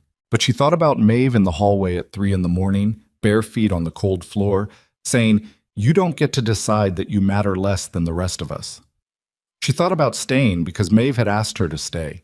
She thought about everything she'd swallowed in 2 months, every appraising look, every half-heard comment, every loaded word spoken sweetly by women in dry goods stores. She'd been quiet. She'd been appropriate. She'd been exactly as small as the situation seemed to require, and the situation was still happening anyway. "I'm going," she said. Gideon looked at her. "I'm going," she said again. "If they're going to say things about me, I want to be in the room." A pause. "It might make it worse, or it might not." She held his gaze. "I'm tired of making decisions based on what other people might think of them. I've been doing that since I got here, and it hasn't helped." She looked at her hands on the table. "I'd rather say my piece and have it settled one way or another than keep waiting for something I can't control to resolve itself." He was quiet for a long moment. "All right," he said. "We go together." Sunday came gray and cold. The snow still thick on the ground, but the roads passable now, frozen solid. They rode into Harrow in the wagon, Gideon and Lenora, Maeve insisting on coming and being allowed to after a brief argument that she won through sheer calm. Eli stayed home with Nora, both of them under strict instructions from Lenora about the fire and the medicine and which shelf the broth pot was on. The church hall was fuller than Lenora expected. She'd imagined a handful of council members, some neighbors. What she walked into was most of the town. The Greers, the Stantons, the feed merchant and his wife, the dry goods women, a dozen others she knew by face and not by name. They'd all come, some out of concern and some out of the less charitable thing that makes people come to public confrontations. The room went quiet when Gideon walked in, went quieter when they saw Lenora behind him. Vera Stanton was there. She met Lenora's eyes and gave a small nod that meant something, though Lenora wasn't entirely sure what. Greer called the meeting to order with the slightly pained efficiency of a man who isn't enjoying the position he's in. He summarized the concerns that had been raised: the youth of the hired girl, the nature of the household, the questions about propriety, and the careful both sides language of someone who'd prepared his words. Then he opened the floor. The first person to speak was a woman named Mrs. Aldis, whose daughter attended school with Maeve, and what she said was not kind. It was phrased in the language of concern. She was worried about the children. She was worried about the example being set. She simply felt that there were questions that hadn't been answered. But underneath the phrasing, the message was plain enough. She thought Lenora was after something. She thought the situation was improper. She thought the Blackthorn children deserved better. Lenora sat and listened. Two more people spoke in similar veins. The room had the particular tension of a place where everyone knows something is about to happen and nobody's sure what. Then Gideon stood up. He didn't clear his throat or prepare himself visibly. He just stood, and the room went quiet the way rooms go quiet for people who don't speak often, but mean it when they do. "I'm going to say this once," he said, "and I need all of you to actually hear it." The room was absolutely still. 14 months ago, my wife died and this family went dark. That's the only word for it. Dark. My children were surviving and I was surviving, and none of us were doing much beyond that. He paused. Not for effect. For truth. The way people pause when they're finding the right words rather than performing them. Lenora Vale came to my house with one bag and a hunger she was too proud to mention, and she asked for nothing except to earn her place. She didn't replace anything or anyone. She didn't try to. What she did was... He stopped. She brought the light back. That's what she did.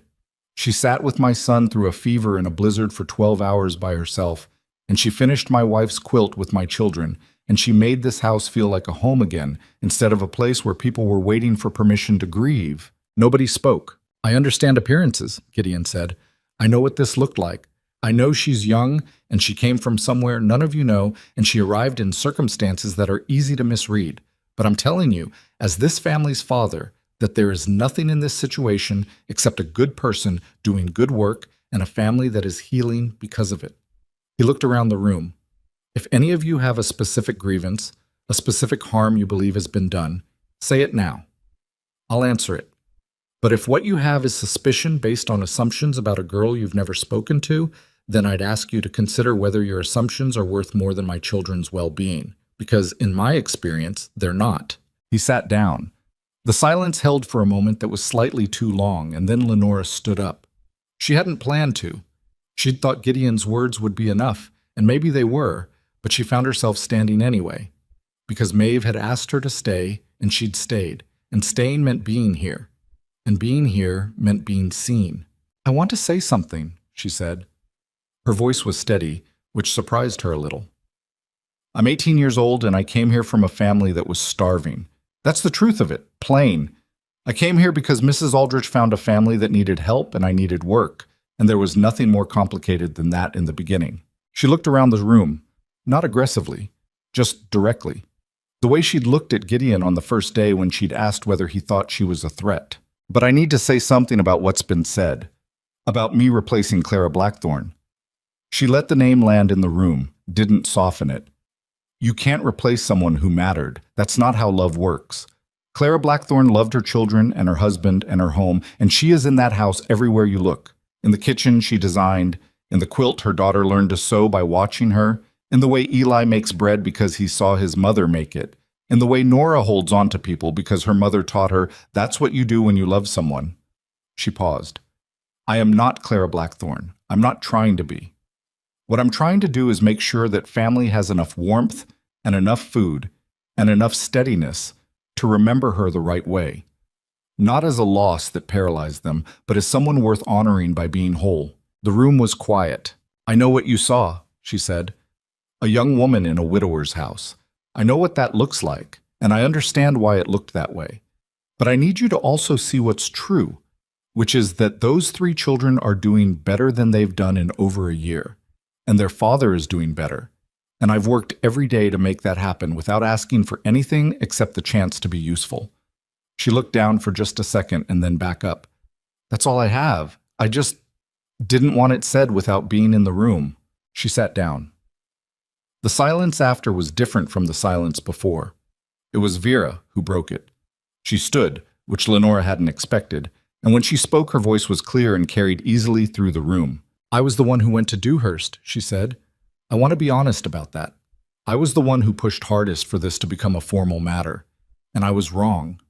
She stood straight, the way people stand when they're doing something hard that needs doing. "I watched this young woman spend the worst night of recent memory keeping my nephew alive, and I watched her do it with a steadiness and a love that Clara would have recognized." She paused. "I'm withdrawing any formal concern, and I'd ask the rest of you to consider doing the same with your informal ones." She sat down. Something shifted in the room. Not dramatically. It wasn't the kind of moment that happens all at once.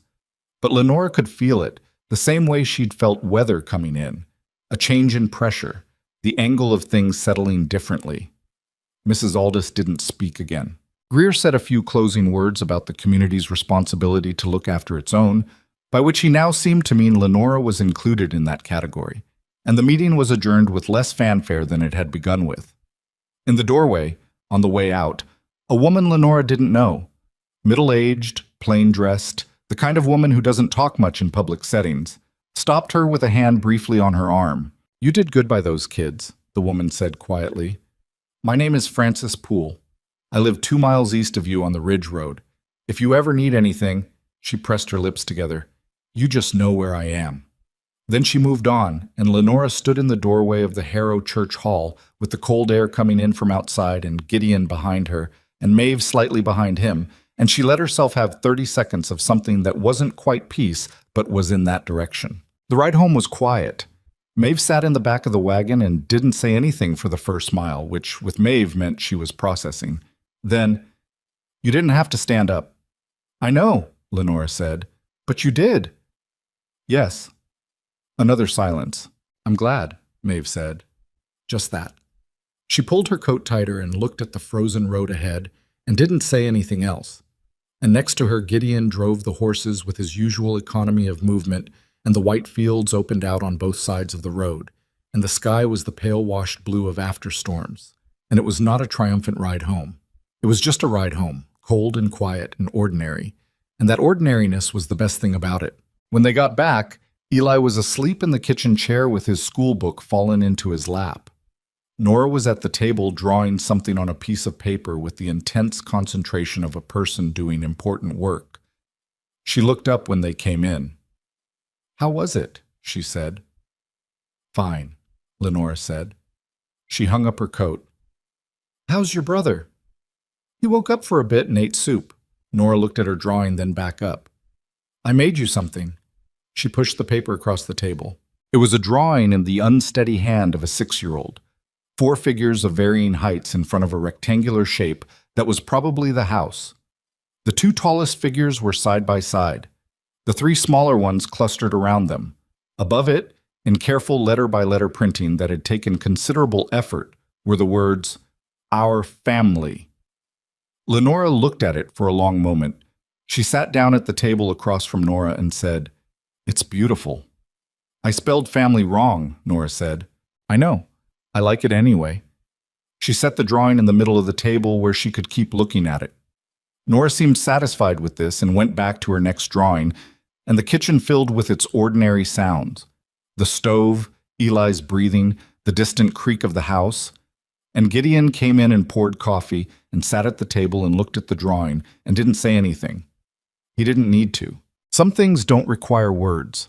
Lenora was beginning to understand that this family knew that better than most, had known it since before she came, and that maybe it was one of the things they'd taught her without meaning to, that presence is its own language, and sometimes the most honest thing you can do is simply stay in the room. Winter released its grip on Harrow County the way it always did. Not all at once, not with any particular generosity, but in slow degrees that you had to pay attention to notice. The snow receded from the fence posts first, then from the yard, then from the south-facing slope of the barn roof. The creek at the edge of the property, frozen solid since December, began to move again underneath. You could hear it before you could see it, a faint shifting sound that meant something was coming back to life below the surface. Eli noticed it first, the way children notice things that adults have stopped expecting. "The creek's running," he said one morning at breakfast with the authority of someone reporting important news. Nobody had asked. He just offered it, unprompted, because it seemed like information the table needed. He was fully recovered by then, had been for weeks, though Lenora still watched his color each morning with the habit of someone who'd been frightened badly enough that the fear had left a permanent groove. He'd grown half an inch since the fever, which Gideon had measured against the kitchen door frame with a pencil mark the way he apparently did every few months, a small ritual Lenore had discovered by accident and said nothing about, because some things didn't need commenting on. "Can we go down to the creek after school?" Eli said. "If it's warm enough," Gideon said. "It's warm enough." "I'll decide that." Eli looked at Lenora. "Don't," she said pleasantly. "Look at me." He looked back at his porridge. The morning routine had settled into something that felt, from the inside, like it had always been this way, which was the strange thing about routines, how quickly they absorbed themselves into the texture of ordinary life until you couldn't quite remember the before. Coffee at 6, Gideon already up, or Lenora already up, whoever got there first starting the fire. Breakfast at the big table with the scratches in it, the children arriving in their own order, Eli first because he was always hungry, Nora next because she followed him, Maeve last because she took her time about things and had strong opinions about not being rushed in the mornings. The particular quality of light in the kitchen at 7 in the morning, coming through Clara's window above the sink at exactly the angle Clara had designed it to. It wasn't perfect. It was a household, which means it was occasionally chaotic, frequently loud, and regularly frustrating in the small ways that living alongside other people is always frustrating. Eli broke a dish in February and lied about it for 20 minutes before confessing, which cost him 2 evenings of extra chores. Maeve had a period of 3 weeks in March where she was angry about something she refused to name and expressed this by being cold to everyone at the table, in a way that was technically polite and practically miserable. Nora had nightmares twice that month and appeared in Lenora's doorway at 2 in the morning, and Lenora brought her into the narrow bed because it fit 2 people if they didn't argue about space, and they lay there in the dark until the little girl's breathing slowed. These were not dramatic problems. They were the ordinary problems of an ordinary family, and there was something profound in that ordinariness. The way a household that had been frozen in exceptional grief had thawed into something as unremarkable and necessary as everyday life. Lenora had written to her mother in January. A real letter this time, not the clipped reports she'd been sending. She'd told her mother about the fever, about the storm, about the meeting in the church hall, about Nora's drawing still on the kitchen table, about the quilt on the chest at the foot of Eli's bed, which he'd claimed for his room and nobody argued with. She'd sent money with the letter. Not much, but more than she'd managed before, because Gideon had quietly raised her wages in December without any announcement. She'd found more coin in the envelope at the end of the month and counted it twice. She hadn't said anything to him about it. He hadn't mentioned it either. Her mother had written back in February in the cramped handwriting she used when she was trying to fit too much onto a single page. Both boys were well. The neighbor had given them work through the winter. The cow had calved early, and the calf was healthy. At the end of the letter, in a smaller hand, her mother had written, "I can tell from how you write that you have found something worth staying for. I am glad. Stay." She kept the letter in the tin box under her bed with the hairbrush and the mirror. The quilt had acquired a second life as the household's most contested comfort item. Nora had claimed it, as was her right. Eli had brought it downstairs himself and surrendered it with more grace than expected. And she kept it on the chair by the kitchen stove, which meant she was almost always somewhere near the kitchen stove, wrapped in it like a small determined burrito. Occasionally she allowed Eli under it if it was very cold. She did not allow anyone else. Except Lenora, once. On a March evening when the temperature dropped unexpectedly and the house couldn't quite keep up with the cold. Nora had appeared at the kitchen doorway, quilt dragging behind her on the floor, and wordlessly climbed onto the chair next to where Lenora was sitting and spread it over both of them. Lenora had looked at the top of Nora's head, brown hair against her shoulder, and held very still because some things you don't want to disturb. They'd sat like that for the better part of an hour, Lenora reading and Nora drawing, the quilt over both of them, Clara's old squares, and the new ones all mixed together in the blue and cream pattern until you couldn't easily say which was which. Gideon had come in from the barn and stopped at the sight of them. He'd poured his coffee and sat at the table and opened his account book, and the only thing he said was, "You're blocking the lamp." Lenora shifted the lamp. He opened his book. Nora didn't look up from her drawing. It was one of the best evenings Lenora could remember. Spring arrived properly in April. Not all at once. April on the frontier is argumentative, warm one day and cutting cold the next, the ground never quite committing.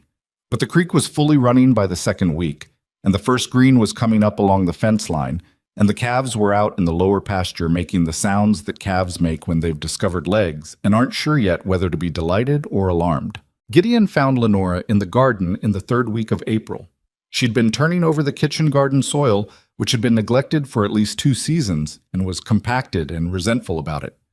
It was work that required a good deal of effort and gave her time to think, which was partly why she liked it. The sun was warm on her back for the first time in months. She heard him coming and kept working. He stood at the edge of the turned soil for a moment. "You're putting in a kitchen garden," he said. "I'm trying to. The soil's a disaster." Claire used to complain about that same patch. She looked up at that. He said Clara's name differently now than he had in November. Less like a wound and more like a fact. Still careful, still intentional, but without that quality of bracing for pain. "What did she grow?" Lenora said. "Beans, tomatoes, some kind of squash that none of the children would eat." The corner of his mouth moved. "She grew it every year anyway." "Stubborn." "Yes." He looked at the turned soil. "Very." She went back to her digging. He stayed at the edge of the garden, which was unusual. Gideon, in a still moment, was unusual. He was normally moving from one task to the next with the energy of a man who'd turned busyness into a coping strategy. She waited. "I want to say something," he said. She rested the spade and looked at him. He was looking at the far fence line, the one that ran along the creek. A hawk was sitting on the post at the corner, which was not relevant to anything, but she noticed it. "I don't know how to say it the right way," he said. "I'm aware of that. I'm not—" He stopped. "You've met me. You know I'm not good at the words." "I know," she said, "but I've been—" He turned and looked at her directly, the way he did when the words cost him enough that he needed to look at the person he was spending them on. "I've been thinking about what this house was before you came and what it is now, and I don't think I've said that plainly enough. What you've done for them. For all of us." "You've said it." "Not plainly enough." She waited. He picked up a clod of soil from the edge of the garden, looked at it, set it back down. A man stalling. "I'd like to court you," he said. "Properly, with the intention of—" He paused. "With serious intention. Not because this ranch needs a woman to run it, although it does.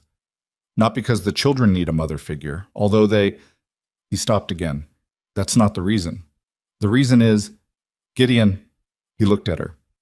"Ask me the question," she said. "Without the list of reasons that aren't it." He held her gaze. Something shifted in his face. The careful structure of it relaxing slightly. The way a door opens when someone finally tries it properly.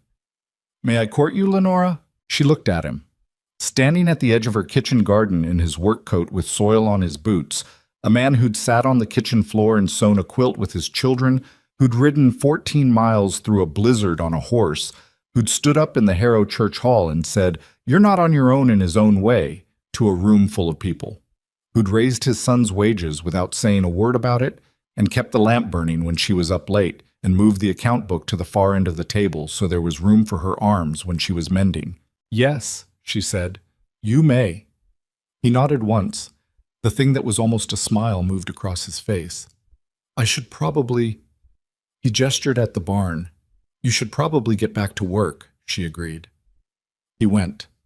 She turned back to her soil, which was still compacted and resentful, and she kept working, and she was smiling at the ground in the warm April sun in a way she was glad no one was there to see, because it was too wide and too unguarded and would have required explaining. She was still thinking about it an hour later when Maeve appeared. Maeve had taken to doing her schoolwork in the garden on warm afternoons, sitting on the upturned crate near the fence with her books, which Lenora suspected was less about the fresh air and more about the fact that Eli couldn't interrupt her out here. She set her things down and opened her Latin primer, and then looked sideways at Lenora. "Papa came out of the barn whistling," Maeve said. "Did he?" "He never whistles." Lenora kept turning soil. "Did something happen?" Maeve said. "We talked." A pause. Maeve was 13 3/4 by now, which in her case meant she had most of the observational capacity of an adult with none of the inclination to pretend she hadn't noticed things. "He asked you something," Maeve said. Not a question. Lenora looked up, met the girl's clear, steady gaze, Maeve's mother's eyes, in her father's face. "Yes," Lenora said. "And you said yes." "Yes." Maeve looked back at her primer. She was quiet for long enough that Lenora went back to her work, and the birds were loud in the fence trees, and the creek was running, and the calves made their uncertain sounds from the lower pasture. "Okay," Maeve said finally. Lenora looked up again. "I'm not saying I'm fine with everything all at once," Maeve said with her particular precision. "I'm saying okay, which means I heard it, and I think it makes sense, and I think—" She pressed her mouth together in that way she had. "I think Mama would think it made sense too, because you're not trying to be her. You never were. That's the thing I got wrong in the beginning." She looked down at her book. "I was waiting for you to try to replace her, and you never did, and eventually I figured out that was the point. I couldn't replace her," Lenora said. "She's in everything here." "I know." A pause. "That's why it's okay." She opened her primer and started reading, and Lenora went back to the soil, and neither of them said anything else about it, which was exactly right. Telling the children was not a formal announcement. It happened the way most honest things happen in this household. Sideways. In the middle of something else. Without ceremony. Eli found out from Maeve, predictably. He came to find Lenore in the kitchen the following morning while she was making biscuits, stood in the middle of the room for a moment, and then said, "Maeve says you and Papa are going to get married." "Eventually," Lenore said, "if things go as they should." He considered this. "Does that mean you'll stay here, for real? Not as the hired girl?" "Yes." "Good," he said. He sat down at the table and picked up his school book. "I didn't want you to leave. I told Nora last winter that if you left, I was going to run away and come find you, but I don't actually know where you're from, so it was mostly not a realistic plan." Lenore kept her face even, with some effort. "I appreciate the intention." "You're welcome." Nora had to be told separately, because Nora processed things in her own time and on her own terms, and always had. Gideon told her, sitting on the porch steps in the afternoon sun, just the two of them. Lenora watched from inside, through the kitchen window, not intending to spy but unable to look away. She saw him talk and saw Nora listen with the complete, solemn attention she gave important things. Saw her daughter's face go through several expressions she was too far away to read. Then Nora climbed into her father's lap, which she still did at 6 because she decided that was still acceptable, and nobody was going to argue with her about it, and leaned against his chest and said something Lenora couldn't see. Gideon put his arms around his youngest and rested his chin on top of her head and looked out at the yard with an expression that was too complicated to name from a distance, but that Lenora felt in her own chest nonetheless. That evening, Nora came to find her in the kitchen. She stood beside Lenora at the sink, watching her wash the supper things with the serious attentiveness she brought to important observation. "Papa says you're going to be part of our family," Nora said. "Yes." "He says it's a different kind of part than the hired girl part." "Yes." Nora picked up a dish and dried it, carefully, the way she'd been learning to do.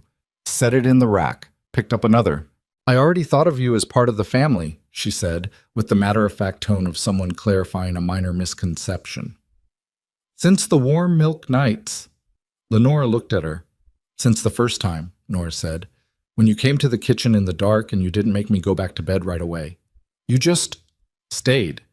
She dried another dish. "That's when I decided." Lenora turned back to the wash water and didn't say anything for a moment, because her throat had done something that made speaking difficult. "I'm glad," she managed. "Me too," Nora said simply, and kept drying dishes. The formal courtship was, in the practical context of a working ranch with 3 children and approximately 900 tasks a day, slightly absurd. There were no formal calls or sitting room visits. The sitting room was where Eli did his schoolwork, and Maeve practiced her letters. There were no promenades or calling cards.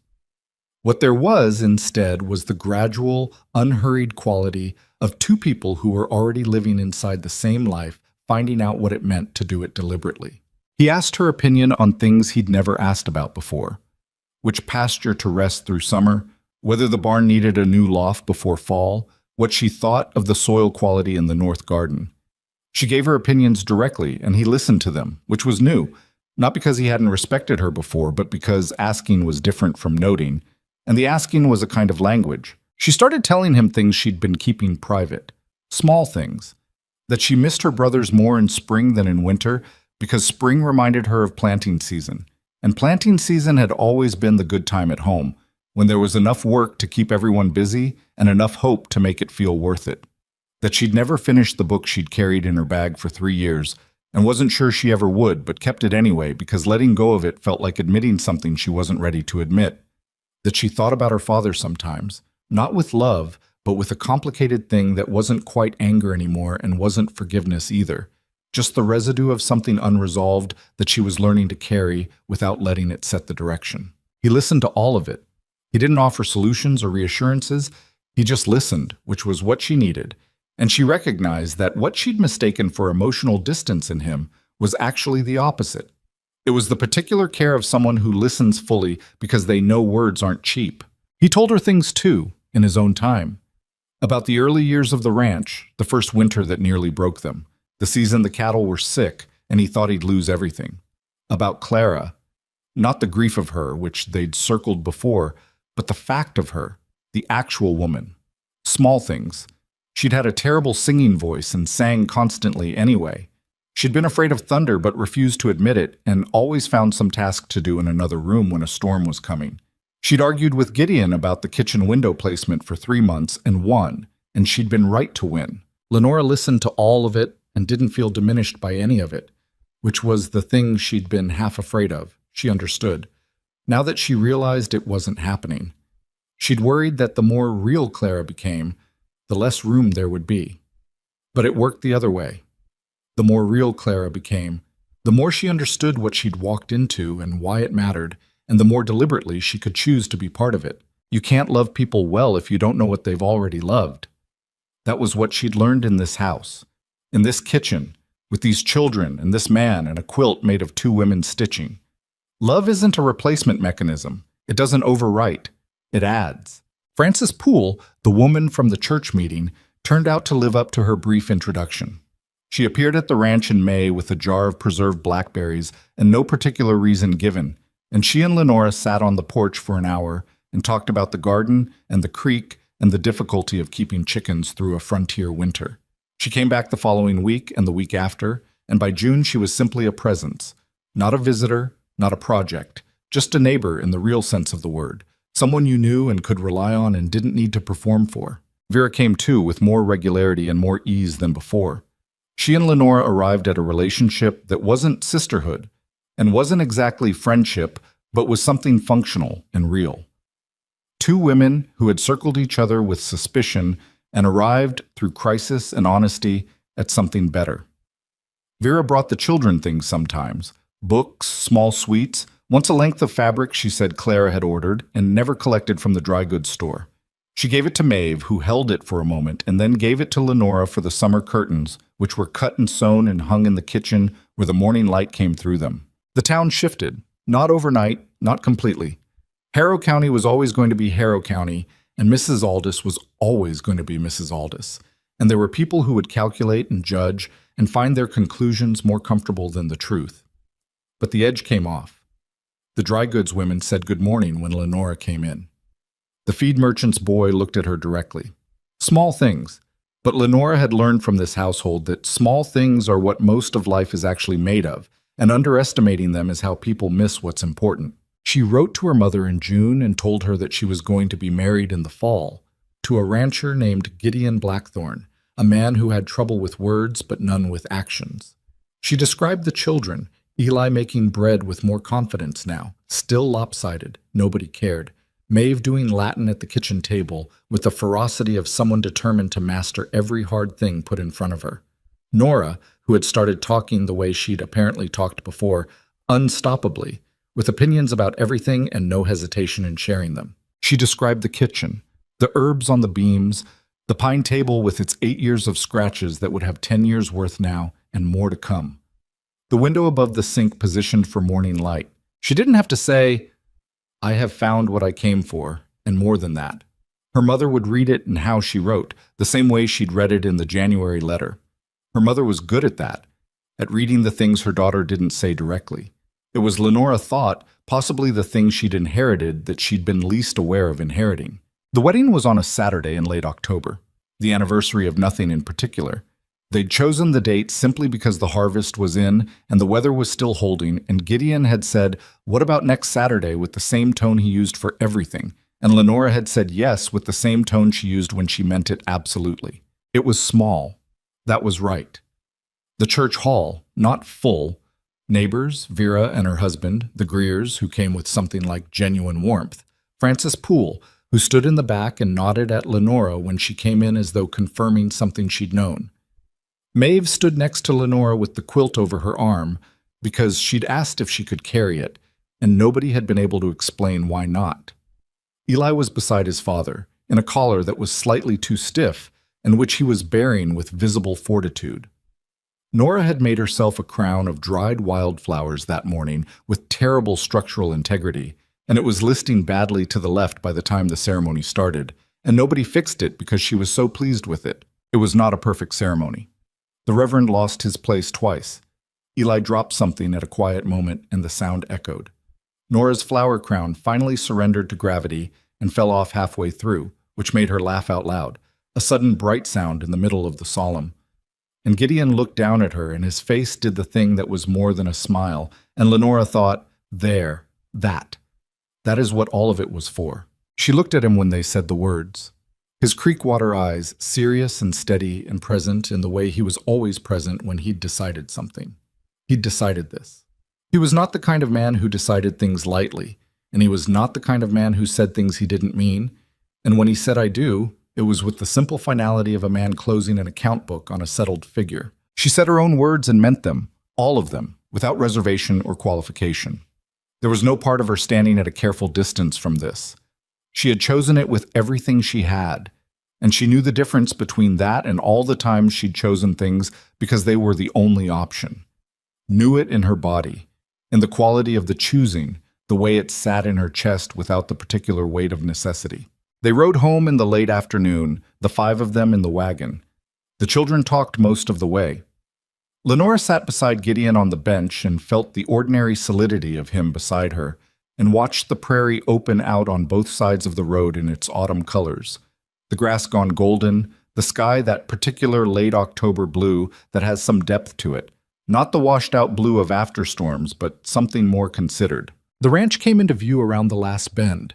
The main house, 2 stories of weathered timber, the wraparound porch, the stone chimney with its twice-repaired seam, the barn, the smokehouse, the chicken coop. The garden she'd turned herself in April, now cleared back for winter. The soil dark and ready.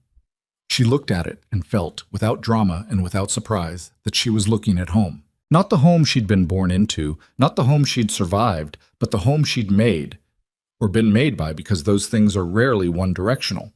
You make a place, and a place makes you, and somewhere in the middle of that exchange, you stop calculating the debt and just live in it.